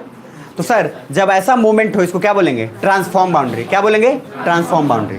अब जरा ट्रांसफॉर्म बाउंड्री पे देख लो थोड़ा सा, क्योंकि ज़्यादा इंपॉर्टेंट है नहीं बट फिर भी थोड़ा देख लो क्या लिखा हुआ है, neither convergence not divergence that is conservative. तो यहाँ ना तो कन्वर्जेंस हो रहा है ना ही डाइवर्जेंस। तो कन्वर्जेंस के कारण चीज़ें बर्बाद हो रही थी तो भी नहीं हो रहा, डाइवर्जेंस के कारण चीज़ें बन रही तो भी नहीं हो रहा। तो कुछ ऐसा नहीं हो गया, एनर्जी बोलते हैं ना तो क्रिएट होता है नहीं डिस्ट्रॉय होता है, एक फॉर्म से दूसरे फॉर्म में कन्वर्ट हो जाता है। तो ट्रांसफॉर्म भी बीच का सिचुएशन है, ना कन्वर्जेंस ना डाइवर्जेंस, बीच में ऊपर ही स्लाइड कर रहा है, नीचे आइए। Plates are sliding each other and parallel movement is called transform boundary. तो प्लेट एक दूसरे पे स्लाइड कर रहा है और पैरेलल समझते हैं ना, समानांतर तो है, नीचे आइए। Earthquake is possible because plate movement is there. Earthquake क्यों होगा, क्योंकि सर प्लेट का मूवमेंट हर जगह है तो पॉसिबल होगा। वोल्केनो आएगा इससे क्या, नहीं आएगा भैया, वोल्केनो कहाँ से लेके आओगे, इसका तो अपने अपने में स्लाइड कर रहा है। नीचे आओ, neither convergence not destroyed neither divergence not constructing, it is called conservative margin. इसलिए इसको बोलते हैं कंजर्वेटिव मार्जिन है, मतलब इसको ना तो डिस्ट्रक्टिव बोल रहे हैं ना ही कंस्ट्रक्टिव बोल रहे हैं, क्या बोल रहे हैं, कंजर्वेटिव मार्जिन, मतलब बचा रहा है, ना बर्बाद हो रहा है ना आबाद हो रहा है, तो बचा हुआ है। नीचे, no volcano because no space is created between plate but little boundary like structure is created because of sliding. घर्षण के कारण थोड़ा सा उसमें क्रिएट होगा लेकिन इतना भी नहीं होगा जिसके कारण अंदर चला जाए और फिर वोल्केनो बन के आ जाए, इतना सर नहीं है। Example, San Andreas fault near California. कुछ लोगों को मैंने सैन एंड्रियाज लिखवाया था, कुछ लोगों को नहीं लिखवाया था। तो San Andreas fault near California is related to transform boundary. तो कहाँ बोल रहा हूँ, नियर कैलिफोर्निया, कहाँ, साउथ अमेरिका, अरे नॉर्थ अमेरिका ना, यूएसए में पढ़ाया था आपको। नीचे आओ, so this is fault but no volcano and all. Conservative plate boundary is also known as shear plate boundary. Shear plate मतलब ये होता है, कंजर्वेटिव मतलब क्या, सीयर प्लेट मतलब इससे ज़्यादा कुछ नुकसान होगा भी नहीं। और एक बात को और ध्यान में रखना, मुझे एक बात बताओ, डाइवर्जेंस के कारण दूर तो जा रहा है और और आपका जो कन्वर्जेंस के कारण नज़दीक आ रहा है। तो डाइवर्जेंस के कारण जितना भी चाहे दम लगा ले, जो वोल्केनो व डाइवर्जेंस के कारण निकलेगा क्या उतना तेज होगा क्या जितना कन्वर्जेंस के कारण होगा, कभी भी नहीं हो सकता है। सुन पा रहे हो मेरी बात। अब दो बातों का ध्यान, ओवरऑल आज एक और बस पढ़ा लूँ थोड़ा सा और उसके बाद आगे बढ़ेंगे। पेज 71 पे लाना एक हॉट स्पॉट दिख रहा होगा, 72 पे सॉरी, हॉट स्पॉट दिख रहा है। आप देखिएगा गीजर होता है, जैसे आप उसको गर्म कुंड बोलते हैं, वैशाली में भी है, ठीक है, लोग बोलते हैं। तो गर्म कुंड में देखोगे पानी थोड़ा सा निकलते रहता है। तो जो हॉट स्पॉट वोल्केनो वहाँ पे देखो क्या लिखा है, पहले पढ़ लेते हैं फिर उसको बाद समझ लेंगे। वोल्केनो तो यहाँ से निकलता है नियर प्लेट, बट प्लेट से दूर कैसे निकल रहा है, not explain by plate tectonic. मतलब पहली बात, hot spot volcanism is unique because it does not occur at the boundaries of earth tectonic plates where all volcano occurs. Instead, it occurs at abnormally hot centers known as mantle plumes. Mantle plumes are exceptionally hot areas fixed deep below the earth crust. देखना इधर ध्यान से, कुछ ऐसे जगह, अब आप सोच के देखो, जहां से सभी सुन पा रहे हो कि सो गए, जहां से सबडक्ट हुआ है, अंदर गया है, ठीक, वहां से सर लावा निकलना ये तो लाजमी है, इसमें तो कोई तकलीफ नहीं है। लेकिन अब एक ऐसा सिचुएशन हुआ कि अंदर गया कहीं और से और लावा कहीं और से निकल रहा है। इस बात का प्रूफ और इस बात को एक्सप्लेन नहीं कर पाया कौन, प्लेट टेक्टोनिक्स। कौन नहीं कर पाया, प्लेट टेक्टोनिक्स। समझिएगा, इसको बोलते हैं मेंटल प्लूम्स और इस रीजन को बोलते हैं हॉट स्पॉट। हॉट स्पॉट क्या है, ऐसा केंद्र जहां से क्या है, कुछ चीजें हुआ हो, मतलब कि सर जो यहां से निकलना था वो कहां से निकल रहा है, यहां। तो इसको एक्सप्लेन नहीं कर पाया, क्योंकि अभी तक तो यही बोला था कि जहां डीप इनसाइड गया यहाँ पे प्रेशर क्रिएट हुआ, रिलीज हुआ, ऊपर आ गया, अरे है ना। लेकिन सर अंदर यहां से गया, निकल इधर से रहा है। तो आप कभी कभी देखेंगे तो लोग बोलते हैं भगवान जी कहले बड़ा उस समय आता है बहुत अच्छा, मतलब अलग अलग लोग, ये कोरोना मैया कहले बड़ी कि यहाँ का वहाँ निकल गया। आप जाएंगे, आपको फिर पहाड़ में वहाँ पे आगे आगे ही पढ़ाऊंगा, तो वहाँ पे पानी क्या है, पानी आ रहा है। जैसे आप सुने भी होंगे कि एक ऐसा पर्वत है जहाँ से पता नहीं चलता कि पानी कहाँ से आ होता, और सर पानी कंटिन्यूअस चूते रहता है और लोग को पता नहीं है, और लोग बोलते हैं ये सब शंकर जी के बाद जटा से उनका पानी आवले। और सर ये जो लॉजिक है वो आपको आगे पढ़ाऊंगा तो पता चलेगा कि पानी जब आता है तो आगे आपको बताऊंगा कि वो पहाड़ के अंदर से वो जो उसको फ्यूम्स क्रिएट हो जाता है, इसके कारण गहराई काफ़ी गहरा हो जाता है, वो पूरा भसभसा के नीचे चला जाता है। तो वहाँ पे क्या है, उसके अंदर से पानी आ रहा होता है और फिर वो ऊपर से भर जाता है कंस्ट्रक्टिव और डिस्ट्रक्टिव के कारण। अब पानी कंटिन्यूअस थोड़ा थोड़ा उसके अंदर से बूंद से आ ही रहा है, क्योंकि होल क्रिएटेड है। मतलब कुछ ऐसा हो गया कि किसी ने होल क्रिएट कर दिया, फिर उसको ढक दिया, और बस ऐसा ढक दिया वो चट्टान हो गया, पानी का बूंद थोड़ा थोड़ा आ रहा है, फिर वो निकल कहीं से रहा है। अब ये क्या बोल दिए भाई जटा से आ रहा है, तो वो जो तरीका है वो आगे बताऊंगा, वो आगे आएगा, बहुत इंटरेस्टिंग है। लेकिन अभी यहाँ पे भी आप दिमाग में रखिएगा कि कहीं और से देखिएगा कि सर निकला है फवारा, मतलब निकलना फवारा चाहिए था, यहाँ से निकल कहीं। तो ये एक्सप्लेन नहीं किया किसने, प्लेट टेक्टोनिक्स ने। इसका एक्सप्लेनेशन अभी आगे मिलेगा आपको, बट अभी के लिए समझिएगा ये भी कुछ मूवमेंट के कारण हुआ है। जैसे होता क्या है, जैसे यहाँ से गया ना तो मैग्मा का मूवमेंट फास्ट हो जाता है, तो ये प्रेशर यहाँ ना क्रिएट करके किसी और पॉइंट पे क्रिएट कर देता है, और प्रेशर यहाँ पे क्रिएट किया, इसके कारण प्रेशर डेवलप हुआ। लेकिन मैग्मा उस समय क्या है, मैग्मा का भी मुझे से इलेक्ट्रॉन का मूवमेंट सोचो, तो इलेक्ट्रॉन का मूवमेंट कहीं ज़्यादा है, कहीं मान लो कम है, एक डेंसिटी के हिसाब से तो नहीं है। तो अब यहाँ पे मान लो उसकी डेंसिटी कम थी, अब सर स्पेस ज़्यादा, तो वो प्रेशर क्रिएट किसी अलग पॉइंट पे कर दे रहा है और वो निकल रहा है, और यहाँ से भगवान जी का जो जय जयकार हो जाता है। तो बेसिकली तभी निकलेगा लावा जब प्रेशर क्रिएट होकर रिलीज होगा। ये जरूरी नहीं है कि जहाँ से हो रहा है वहीं से निकले, लेकिन प्लेट टेक्टोनिक्स इसका जवाब नहीं दे पाया, वो बाद में अभी आपको जवाब मिलेगा। एक और पॉइंट देख लो, लास्ट, सभी सुन पा रहे हो, प्लीज जोर से एक बार बोलो जैसा नो, और चूंकि ये मजा आ जाएगा, उसके बाद अभी पढ़ने के लिए दे देंगे। पेज नंबर 73 पे आ जाओ, आगे पेज नंबर 73 पे आओगे तो पहली बात मिलेगा volcanicity and volcanoes and volcanic landform, मिल रहा है।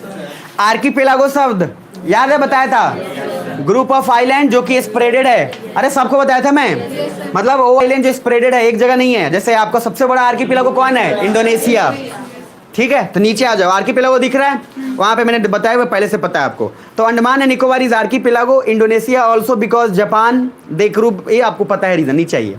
अब सर वोल्केनो का सबसे पहला दो टाइप है, इस वोल्केनो को थोड़ा समझना आपको जरूरी है, समझ जाओगे। इसको समझने से पहले दो बातों को ध्यान रखना। सीधा आ जाओ पहले 74 पे, जल्दी से आ जाओ 74 पे, आ गए सभी लोग, बोल लो 74 पे आ जाओ। और बस इस टर्म को, ये टर्म बहुत इंपॉर्टेंट है। पहला वहां पे देखो एक क्रेटर लिखा होगा, क्रेटर, क्या लिखा हुआ है, क्रेटर लिखा हुआ है और क्रेटर में क्या लिखा है, माउथ ऑफ वोल्केनो, मतलब जहां से ज्वालामुखी निकल रहा है उसका मुंह को क्या बोल रहे हैं, क्रेटर। क्या बोल रहे हैं, प्लीज रिपीट करो, क्या, यहां से एक क्वेश्चन श्योर एंड शॉर्ट है, याद रखिएगा। तो crater is the mouth of volcano, जहां से वोल्केनो निकला ये जो माउथ बन रहा है इसको क्या बोल रहे हैं, क्रेटर। नीचे दूसरा पॉइंट है कैल्डेरा, दिख रहा है, बिगर माउथ ऑफ वोल्केनो। अब वोल्केनो और क्या है, बड़ा अब निकलते जाएगा ना, अब जब निकलते जा रहा है तो अब उसका माउथ क्या हो गया, बड़ा, तो उसको क्या बोलेंगे, कैल्डेरा। तो जब माउथ ऑफ वोल्केनो पहली बार निकला उसको क्या बोलेंगे, क्रेटर। दूसरा माउथ जब बड़ा हो गया क्या, कैल्डेरा, क्या बोलेंगे। अब जरा नीचे आओ, bigger mouth of volcano which shows that volcanic intensity is very high. अगर सर सीधा सा बात आप सोचो, अगर कोई चीज नीचे से आया है और होल कम क्रिएट हुआ है तो आप समझ जाओगे कि उसकी स्पीड ज्यादा तेज नहीं थी, और बहुत आया है और होल उसका काफी बड़ा हो गया, माउथ काफी बड़ा हो गया, तो समझ जाओगे आप कि सर ये क्या हो रहा है, कि सर ये बड़ा आपका पार्ट है क्योंकि बहुत अंदर से काफी इंटेंसिटी से है, तभी तो तीव्र गति से उठा के उतना सा क्रिएट कर दिया। तो याद करो, जब ओरिजिन हो, जहां से निकल रहा हो वोल्केन, उसको क्या बोलेंगे, क्रेटर। फिर से बोलो, और वही माउथ जब बड़ा हो जाए तो क्या बोलेंगे, कैल्डेरा। और सर ये दिखाता है कि इंटेंसिटी काफी हाईएस्ट थी वोल्केनो की, जो लावा निकल रहा था वो काफी तेज था तो पूरा एकदम फाड़ के बाहर निकला, और जब स्लो था तो सर हल्का सा निकला। ठीक है, यहां तक। नीचे आओ, थर्ड, वोल्केनिक कोन दिख रहा है, वोल्केनिक कोन। तो वोल्केनिक कोन क्या है, ये type of extrusive volcanic landform cool होते होते कौन से बन गया, ये अभी आपको बताएंगे पहले। मतलब कि सर लावा ऊपर गया, देखो यहां से निकला, ये ऊपर गया, और ऊपर गया तो सर कुछ ऐसा ही स्ट्रक्चर बनाते गया मान लो, और धीरे धीरे अब ठंडा होके तो क्या सॉलिड बनेगा ना। लावा गर्म होता है कि ठंडा, सर पूरा कभी जाके देखना पास में, तो सर क्या है, मतलब उसके बाद दोबारा आ नहीं पाओगे तुम। तो क्या है सर, वो बड़ा, वो लावा जब निकला, आपको बताऊंगा ऑस्ट्रेलिया रीजन में वो लावा क्या है, धीरे धीरे फैलने लगता है, वो फैल के पूरा जंगल उंगल से पूरा सर ऑस्ट्रेलिया में आग लगा देता है। सुन पा रहे हैं मेरी बात। तो सर लावा ठंडा जब होगा तो मान लो पहले क्या है, जब निकल रहा था थोड़ा सा इस पे आया, फिर ऊपर आया, हल्का सा जमा होता गया, और है ना, और जमा होता गया, फिर एटमॉस्फेयर के कांटेक्ट में आ गया है, तो एयर, वाटर, बारिश सब मिला उसको, तो थोड़ा ठंडा होगा, तो ठंडा होता गया सॉलिड, तो सॉलिड होने लगेगा, तो कुछ शेप उसका ऐसा भी तो कोनिकल बन ही रहा है ना, अरे है ना। तो ये कोनिकल इसी को बोल रहे हैं, मतलब क्या, वोल्केनिक कोन का मतलब कि वोल्केनो के कारण जो लावा निकला वो ठंडा होकर कोन शेप लिया, उसी को बोलते हैं वोल्केनिक कोन। बुझा रहा है, अरे है ना। नीचे टेफ्रा, पेज नंबर 75 दिख रहा है। टेफ्रा में है fragmented rock and particles ejected during volcanic eruption. Tephra में मतलब क्या है कि जो चीज निकला है उसके अंदर से क्या क्या निकला है, मतलब सर उसके अंदर से गैस, वेपर, बहुत सारे पत्थर, ईंट निकलेगा ना। अरे ज्वालामुखी का निकलना हमारे लिए फायदेमंद इसलिए भी होता है क्योंकि बहुत सारे अंदर जो मिनरल्स हैं वो भी तो साथ साथ लेके आएगा ना सर। कुछ लोग सोना चांदी भी बेचने जाते हैं, समझ में आ रहा है, जब ठंडा जाता है लावा तब, और कुछ मान वालों ड्रेस व्रेस पहन के कूदिए जाता है अल्लाह में, तो दोबारा वो भी खुद मिनरल्स बन जाता है उसके बाद। तो सर मतलब ऐसा गलती मत करिएगा, थोड़ा धैर्य रखिएगा। नीचे आइए, तो लावा के साथ sir small pieces of rocks and particles भी तो आएंगे। Tephra is related to a small rocks. तो टेफ्रा क्या बोल रहे हैं, मतलब उसके साथ कुछ छोटे छोटे आएंगे ना सर, रॉक्स। तो जो छोटे छोटे रॉक्स आएंगे उस रॉक्स को क्या बोल रहे हैं, क्या, टेफ्रा। नीचे आइए, सिंडर, सिंडर एक शब्द दिख रहा है। सिंडर इज लावा का small particle plus dust plus ash plus small rocks plus gas, सब इरेक्शन के बाद निकलेंगे। देखो सिर्फ जो रॉक्स छोटे छोटे निकल रहे हैं उसको बोल रहे हैं क्या, टेफ्रा। लेकिन उसके साथ साथ खाली ऐसा थोड़े छोटा छोटा खाली निकलेगा, उसमें धुआंरे भी निकलते हैं, गैस भी निकलेगा बहुत सारा। जैसे अब उसमें क्वेश्चन पूछा था कि नाइट्रोजन ज़्यादा आएगा कि ऑक्सीजन ज़्यादा होगा, बहुत सारा कुछ उसमें पूछेगा। तो उसमें क्या क्या होगा, पहला डस्ट पार्टिकल भी तो कुछ होंगे, अरे धूल मिट्टी भी तो ऊपर आएगा। तो क्या है सर, लावा के साथ small particles plus dust plus ash, राखेज, ये सारा कुछ plus small rocks plus gas, ये सब कुछ निकलेगा। मतलब सब कुछ का निकलना क्या बोलेंगे, सिंडर। फिर से बोल लो, सब कुछ का निकलना। और जब सिर्फ स्मॉल रॉक्स निकले तो टेफ्रा, क्या बोलेंगे। अच्छा, माउथ ऑफ दी वोल्केनो क्या बोलेंगे, crater. Mouth of the volcano, और bigger mouth of the volcano caldera. Sir repeat कर रहा हूं इसलिए क्वेश्चन यहां से बार बार पूछा हुआ है, मैं बता देता हूं। टेफ्रा का मैच द कॉलम, सिंडर का मैच द कॉलम, क्रेटर, ये सब पूछा हुआ है इसलिए दिमाग में रखिएगा। और क्वेश्चन इजी है, बस हमको नहीं आता है छोड़ देते हैं। नीचे आइए, वोल्केनिक प्लग दिख रहा है। प्लग जानते हैं गाड़ी में भी होता है, स्पार्क प्लग। स्पार्क प्लग का काम क्या होता है, क्या कहते हैं, जलाने, इग्नाइट करने के लिए कि कोई स्पार्क, अगर स्पार्क प्लग हटा दो उसके बाद गाड़ी चलाना, चलेगा गाड़ी? अरे कभी नहीं चलेगा। तो प्लग क्या करता है सर, वो इग्निशन कंटिन्यूअस उसको स्पार्क देते रहता है।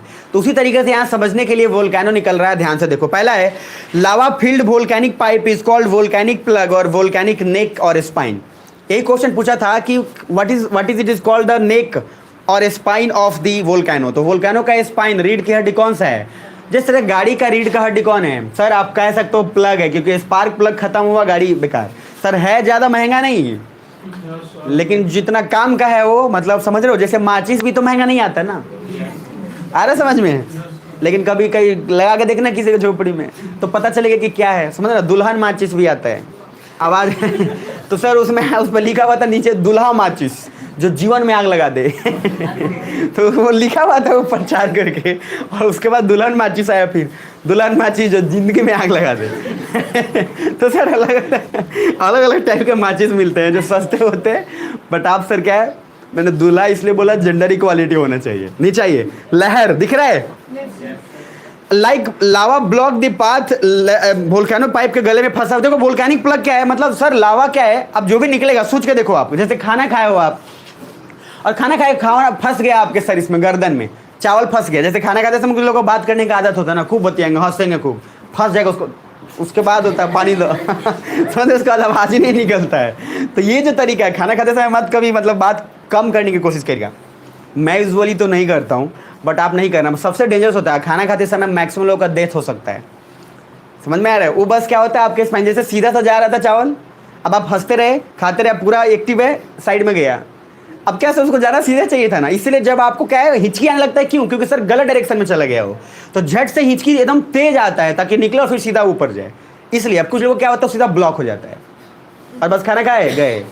तो कुछ लोग का जो फंक्शनिंग होता है उसमें इसलिए बोलो, देखो खाना खाते थे बोलो निकल लेते हैं। तो इसलिए खाना खाते समय कम कोशिश करिएगा बात करने का। फिर साइंस में भी मैं इसका पढ़ाऊंगा आपको जिक्र फिर भी। तो सर टेफरा क्या बोला था, जब स्मॉल फ्रैगमेंटेड रॉक, फ्रैगमेंटेड मतलब क्या, छोटे छोटे टुकड़े, और सर जब पूरा चीज जो भी निकल रहा है, चाहे dust particle, small ashes, gas, उसको क्या बोलेंगे, क्या, सिंडर। नीचे आइए, वोल्केनिक प्लग मतलब जो सर लावा फंस गया है उसके गले में, वो जैसे जहां से वोल्केनो निकल रहा था उसमें भी कुछ फंसा हुआ है, ऐसा थोड़ी सब क्लियर हो गया, कुछ ना कुछ तो फंसा हुआ है। नीचे आइए, लहर दिख रहा है, लहर इंपॉर्टेंट है ये।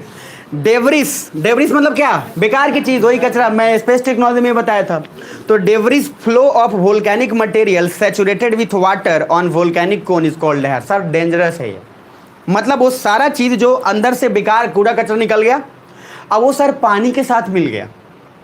अब पानी के साथ मिला तो क्या फॉलो, क्या फ्लो करेगा?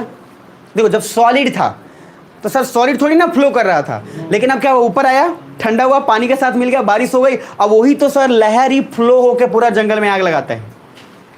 अरे कौन सा, लहर। और लहर क्या हुआ, अंदर से जो कूड़ा कचरा निकला, तो कूड़ा कचरा भी तो सर एक लावा के फॉर्म में है जो कि काफी गर्म है, उस गर्मी में थोड़ी सी पानी मिल गई। अब अपना जो कमाल दिखाएगा सर, आप सोचो ना कि आग लगा हुआ है, ठीक है, लेकिन वो आग अब फैल रहा है, मतलब कुछ ऐसा कि कोयला है, कोयला सर, अब उसमें आपने पानी थोड़ा मिलाया और अब वो पूरा का पूरा फैलते जा रहा है। आप महसूस करके देखिए, या कुछ ऐसा भी महसूस करिए कि जैसे सोना है, उसको पिघला रहे हैं और पिघला के सर वो बहता जा रहा है पूरे रोड पे, मतलब एक लाइन से परत की तरफ बहता चला जा रहा है। अब समझ रहे हो सर क्या होगा, जितना घर जंगल जो आएगा सबका कबाड़ा, तो कौन सा हो रहा है काम, लहर। लहर क्या है, जो कूड़ा कचरा था, जो लावा था, उसमें क्या मिल गया, पानी, और उसके कारण जो फ्लो हुआ उसको क्या बोल रहे हैं, क्या, लहर। नीचे आओ, तो डेब्रिस प्लस वाटर, तो डस्ट एस पार्टिकल, जो भी सर बेकार की चीज था, अब जो बेकार का चीज था जितने सारे वो सब मिल गया, पानी के साथ फ्लो करना शुरू किया, बर्बाद कर दिया। नीचे आइए, water vapour also comes from lava which forms cloud in that area, so rainfall takes place and debris wet in rainfall, so it become mud and can flow, this mud is called लहर। तो लहर क्या है, वही है पानी के साथ मिल जाना। और सर अभी मतलब पहले था मान लो सॉलिड, अब पानी के साथ मिलके पाँख बन गया, और पाँख गर्म वाला, और पाँख एकदम, पाँख पूरा फ्लो नहीं करेगा लेकिन फ्लो तो करेगा ना सर। नीचे आइए, सेमी सॉलिड बताया था आपको। अब बहता हुआ mud which can burn forest in everything because it's very hot, and पानी के कारण डेब्रिस इतना जल्दी ठंडा नहीं होता, this is called pyroclastic flow. ये हाईलाइट करके रख लेना या दिमाग में रख लेना। पायरोक्लास्टिक फ्लो मतलब होता है कि सर जब डेब्रिस यानी कि जब लहर फ्लो करता है तो उसका फ्लो करने के प्रोसेस को भी हम क्या बोलते हैं, पायरोक्लास्टिक फ्लो। उस फ्लो को क्या बोलते हैं, पायरोक्लास्टिक फ्लो। नीचे आइए, पायरोक्लास्टिक फ्लो लहर से रिलेटेड है। पहला, hot volcanic activity can melt snow and ice. Sir अब ये जहाँ भी जाएगा तो पिघला ही जाएगा, मतलब मेल्ट आइस, और को आइस को मेल्ट करना कौन सी बड़ी बात होगी, जब जंगल को पूरा का पूरा जला दे रहा है तो फिर बर्फ को क्या मतलब, बर्फ क्या है उसके सामने। नीचे आइए, melt water picks up rock and debris, forms fast flowing and high energy torrent, destroy all in its path. Sir उसके पाथ में, रास्ते में जितना कोई आएगा आग उसको सर बर्बाद करता ही जाएगा, कोई दिक्कत नहीं है। टाइप्स ऑफ वोल्केनो दिख रहा है, तो टाइप्स ऑफ वोल्केनो कल पढ़ाएंगे, ठीक है।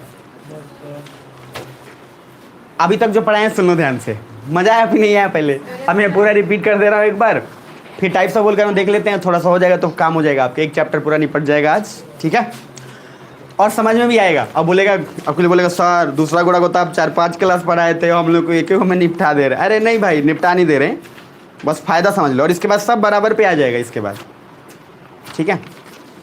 एक हफ्ते के भीतर जो है ना सर, फिजिकल ज्योग्राफी और मैपिंग जाके अब जो पढ़ाया ना जितना सारा एंडीज और जो पहाड़, अब आप देख के मैप पे महसूस करना जाके कि हाँ यहीं पे क्यों ये फोल्ड माउंटेन बन रहा है, यहीं एक्टिव वोल्केनो क्यों है। सुनो ध्यान से, पढ़ा देता हूँ एक बार और, रिपीट कर देना, सुन लो, ठीक है। बकरा वकरा खा गया वो 3-4 दिन बाद, सब सुन लो। फिर भी लाइन लगा हुआ था, मतलब भाई साहब सुबह से ही 6 बजे से रोड जाम है, काय के लिए खरीदना है, हटा हटा के तो गाड़ी निकाले आदमी, अरे हटाओ हटाओ यहाँ मोतिहारी में हटाओ, वो रोडे पर सब लगा के भाई, अरे हमारा 1 किलो तो और 2 किलो ये चल रहा है, बाटी बाटी बोलते हैं ना उसको, अरे बाटी का मीट बोलते हैं उसको, नहीं जानते आप लोग क्या, जानता सब है देखो इधर, मतलब क्या होता है कि एक खसी खरीद लिया जाता है और बोल दिया जाता है कि इसको मार दो, सब लोग से पहले पूछ लिया जाता है, रुआ 1 किलो 2 किलो, तो सब घर में पूछ लिया जाता है, हर घर में पूछ लेते हैं और उसके बाद सर पहुंचा दिया जाता है। सुन पा रहे हो, इसी को बोलते हैं बाटी, मतलब क्या, बांटने का। सुन पा रहे हो, अरे है ना। अब सुनो, तो पहले बताया था प्लेट टेक्टोनिक, प्लीज सीरियस होके सुन लो जो आए भी थे लेट, ताकि क्लियर कट दिमाग में हो जाए। पहला बोला था प्लेट टेक्टोनिक्स, क्या बोला, प्लेट टेक्टोनिक्स मतलब प्लेट का मूवमेंट। प्लेट का मूवमेंट पहले ये समझो कि प्लेट 2, और महसूस करना प्लीज, रटना मत, चलते चलते महसूस करो। प्लेट कितने, 2, या तो जमीन या पानी, इस दुनिया में 2 ही कुछ है। तो एक प्लेट जो जमीन वाला उसको कॉन्टिनेंटल, पानी वाले को क्या बोले, ओसनिक। तीनों कंडीशन खुद से इमेजिन करते जाओ। 3 कंडीशन मैंने बोला, एक कंडीशन है कन्वर्जेंस, पास आना, दूसरा क्या है, दूर जाना। तो कन्वर्जेंस पास आना, डाइवर्जेंस दूर जाना।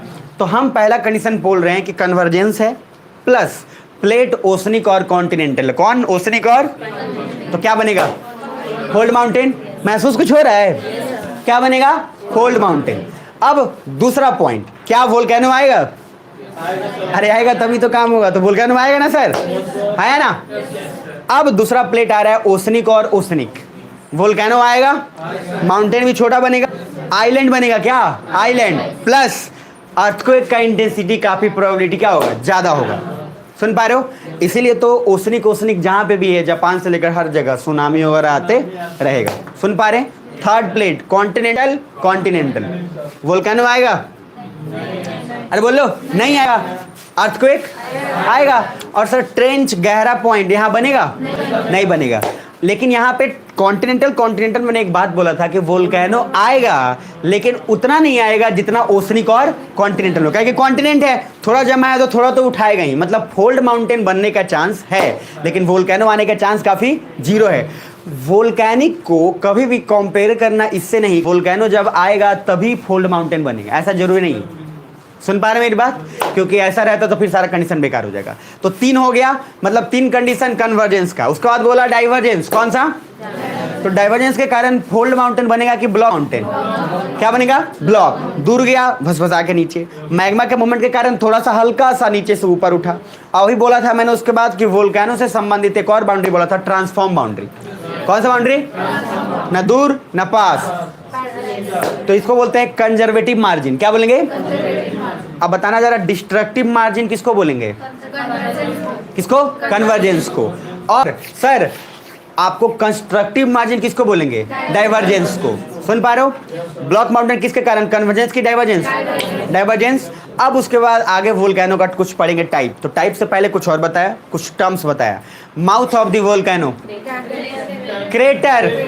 माउथ ऑफ दी, अरे क्रेटा गाड़ी है ना, तो क्रेटा में क्रेटर जोड़ दो, बात खत्म। तो सर क्रेटर हो गया माउथ ऑफ दी वोल्केनो, जहां से निकला। अब वो माउथ और बिगर हो गया, तो क्या बना? कैल्डेरा। क्या हुआ? Caldera. Tephra, small fragmented rock, छोटे छोटे रॉक जो निकल रहे हो, क्या हुए? टेफ्रा। सुन पा रहे हो? अब उसके बाद आ गया नेक्स्ट, टेफ्रा के बाद दूसरा क्या है? सिंडर। सब कुछ डस्ट प्लस स्मोक रॉक सब कुछ, उसको क्या बोलेंगे? सिंडर। अब उसके बाद सिंडर के बाद दूसरा टर्म क्या था? एक तो वोल्केनिक प्लग। वोल्केनिक प्लग मतलब उसके गले में जो फंसा हुआ है थोड़ा बहुत लावा, उसको क्या बोल रहे हैं? Volcanic plug. वोल्केनिक प्लग के अलावा क्या बोला? लहर। लहर क्या बोला कि सर पायरोक्लास्टिक फ्लो, मतलब कि लहर जो निकला लावा ऊपर, पहले सॉलिड था, पानी मिलके मड की तरह क्रिएट हो गया, और जो बह रहा है उसको पायरोक्लास्टिक फ्लो बोलते हैं, और जो बना है उसको क्या बोलते हैं? लहर। मतलब सर पानी का मिलना और डेब्रिस प्लस वाटर मिल गया तो क्या बना दिया? लहर। और जब फ्लो करने लगा तो उसको फ्लो को क्या बोलेंगे? Pyroclastic flow. यहां तक क्लियर है? पक्का? अब जरा उसके नीचे आ जाओ, टाइप्स ऑफ वोल्केनो दिख रहा है? पक्का? बस 2 मिनट हो, फिर क्लास खत्म हो जाएगा।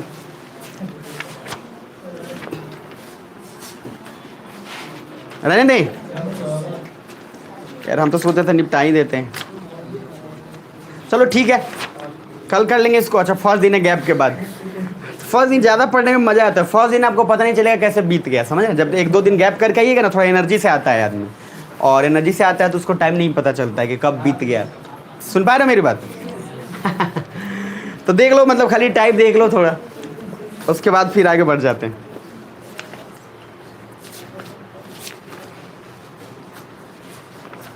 On the basis of type खाली देख लो, बस टाइप खाली बस देख लो, उससे काम हो जाएगा। पेज नंबर क्या था? 75। तो देखो वोल्केनो का टाइप है अलग अलग बेसिस पे। तो पहला है on the basis of path of eruption, मतलब जो निकल रहा है उसके बेसिस पे क्या क्या, मतलब वोल्केनो निकल रहा है तो 2 उसका प्रोसेस है, एक है उसमें फीजर और एक है सेंट्रली इरप्शन। दिख पा रहे हैं? इसका मीनिंग समझा दूंगा अभी। दूसरा on the basis of periodicity, volcano का मतलब कि कितने अवधि तक। पहला एक्टिव, डॉर्मेंट, एक्सटिंक्ट, ये तीनों बताया हुआ हूँ। लेकिन दूसरा यहाँ पे अब क्या है? सेंट्रली, और दूसरा क्या है? फीजर। तो 2 बेसिस हो गया, एक सेंट्रली फीजर कि निकलेगा लावा तो कैसे ऊपर कोन बनाएगा कि फैलेगा, सुन पा रहे हो? और दूसरा किसके बेसिस पे कि कितने दिन तक रहेगा या कब आएगा। तो कौन सा? 3 टाइप। अरे बताया था सभी को, active volcano, dormant volcano, extinct volcano, ये पहले से पता है। तो बेसिकली 2 मिनट रुक गए तो देखो काम हो गया अपना। सुन पा रहे हो मेरी बात? अब एक है सर सेंट्रली और फीजर। तो सेंट्रली और फीजर का क्या मीनिंग है? कुछ नहीं, जो लावा कॉन्टिन्यूअस सीधा निकल के और पूरा एकदम कोनिकल बनाते चला जाए, कोनिकल पूरा। सेंट्रली क्या जो, अच्छा एक बात सोच के देखो, कोई चीज काफी तेजी से निकलेगा तब सेंटर में जाएगा कि धीरे जाएगा तब? तेजी से निकलेगा तब। मतलब रॉकेट पूरा तेजी से निकला, वो सीधा जाएगा, अब धीरे धीरे जा रहा है तो चांसेस है कि वो डेविएट करेगा। तो सर ऐसे सोचो कि निकल रहा है लावा यहाँ से, स्लो निकल रहा है, तो निकलेगा तो जमीन पे आया, रहेगा ना जमीन पे, फिर थोड़ा सा इधर हल्का जमीन पे आएगा ना, तो ये फैलेगा नहीं फैलेगा? और एक पूरा तेजी में, तो जब तेजी में है तो सेंट्रली बोल रहे हैं, मतलब कि इंटेंसिटी काफी क्या होगा? तेज। और जब स्लो मूवमेंट होगा तो क्या बनेगा? ये। तो जो ऐसे फैलता चला जाए इसको बोलते हैं फीजर, और जो पूरा तेजी निकले उसको क्या बोलेंगे? Centrally eruption. हो गया वोल्केनो का टाइप। तो एक बेसिस क्या? निकलने के बेसिस पे, और दूसरा कब अवधि तक होगा। तो अवधि पे कौन सा? एक्टिव, डॉर्मेंट, एक्सटिंक्ट, और निकलने के बेसिस पे कौन? सेंट्रली और फीजर। बुझा रहा है? तो ये सेंट्रली और फीजर होगा। देखो इजी था, कुछ था, बस 1 मिनट और देख लो फिर खत्म। अब उसके बाद हाँ लास्ट है बस, पेज नंबर आ जाओ फिर कहाँ पे? 76 आ गए? चलो 76 पे आ गए, तो उसमें 77 पे आ जाओ। वहाँ पे लावा दिखेगा, एक लावा है एसिडिक लावा, दूसरा लावा है बेसिक लावा। क्या है? एसिडिक और बेसिक। और एसिडिक और बेसिक को थोड़ा समझाना है क्योंकि ये इंपॉर्टेंट है, तो इसको मैं समझा लूँगा, बाद ही में समझा लूँगा। अच्छा मुझे एक बात देख के वहाँ बता दो कि एसिडिक लावा जो है वो सेंट्रली दिख रहा है आपको कि फीजर दिख रहा है? पक्का? देख लो, सेंट्रली है ना। और बेसिक लावा क्या है? फीजर की सेंट्रली? फीजर। तो अभी के लिए समझ के देख लो कि बेसिक लावा का संबंध किससे है? फीजर से। और एसिडिक का संबंध किससे? किससे? सेंट्रली से। बुझा रहा है? अब सर क्या करो, कुछ मत करो, सीधा पेज नंबर आओ आप पीछे, मतलब पेज नंबर आप आ जाइए कहाँ पे, नहीं मतलब पीछे आना है आपको।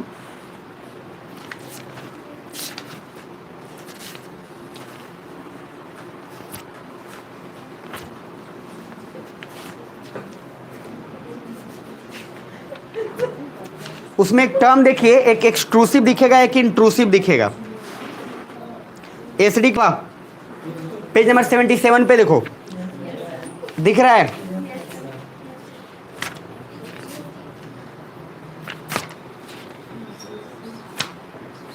चलो ठीक है, इसको कल ही कर लेंगे, ठीक है ना, क्योंकि कल और कुछ बताना है इसमें।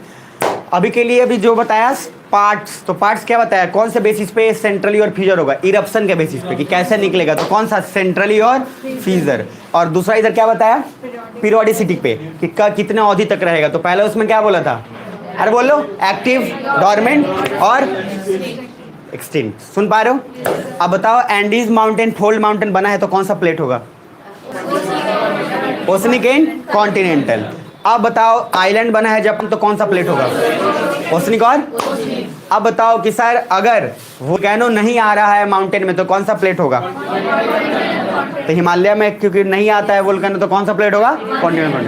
यहाँ तक बुझा रहा है? अब जरा ना जाके खाली मैप पे सुन लो ध्यान से, और मैप पूरा जो चिपकाए होगे उस मैप पे खड़े होके हर कंट्री को कंपेयर करना। सुन पा मेरी बात, देख के कंपेयर करना कि यहीं पे वोल्केनो क्यों आ रहा है, या आप देखना कोशिश की प्लेट कौन सा है, मार्जिन प्लेट का देखो, और रिंग ऑफ फायर कौन सा ओशन को बोल रहे थे, पैसिफिक को। क्यों? क्योंकि वोल्केनो वहां से ज्यादा आ रहा है। आइलैंड कहां बनेगा, आइलैंड कौन से प्लेट के अकॉर्डिंग बनेगा, ओशनिक और ओशनिक। सुन पा रहे हैं? यहां तक कुछ मजा आया क्या, पक्का? तो अब जितना भी माउंटेन्स पढ़े होंगे, और माउंटेन्स मैंने बोला था कि रिवाइज करके आइएगा, तो माउंटेन्स जब आप पढ़ोगे तो उस माउंटेन में मैंने जाकर देखना आप लिखवाया होगा, पहली बात की ये सर फोल्ड माउंटेन है कि ब्लॉक माउंटेन है, वहाँ पे अब आपको समझ में आएगा कि मैं क्यों दिया हूँ। सुन पा रहे हो? तो होमवर्क ये है कि माउंटेन मैंने रिवाइज करने के लिए दिया ही था, सारा माउंटेन को रिलेट करके खुद से देख लेना कि माउंटेन फोल्ड माउंटेन है कि कौन सा माउंटेन, हो जाएगा, ताकि आपको क्लियर कट हो जाएगा। और वापस से जब आप मैप को देखोगे तो आपको मजा आ जाएगा। दिख पा रहा है? मैप में सभी को देखना, हर ओशन को कि क्यों बन रहा है, कैसे बन रहा है। ऑस्ट्रेलिया है, ये है तस्मानिया, आइसलैंड यहाँ है। आइसलैंड सोचो यही क्यों बना, ये भी एक आइलैंड है। क्यों? क्योंकि प्लेट दोनों क्या है, ओशनिक ओशनिक। और सर जितना सारा आइलैंड आप देखोगे सब का सब वैसा ही बिल्कुल बीच में है। तो जब प्लेट ओशनिक ओशनिक होते हैं मार्जिन पे ही आइलैंड बनेंगे। ठीक है, तो चलिए फिर आगे कल कंटिन्यू करेंगे और उसके बाद फिर आगे बढ़ेंगे। ठीक है, चलिए तो मिलते हैं कल।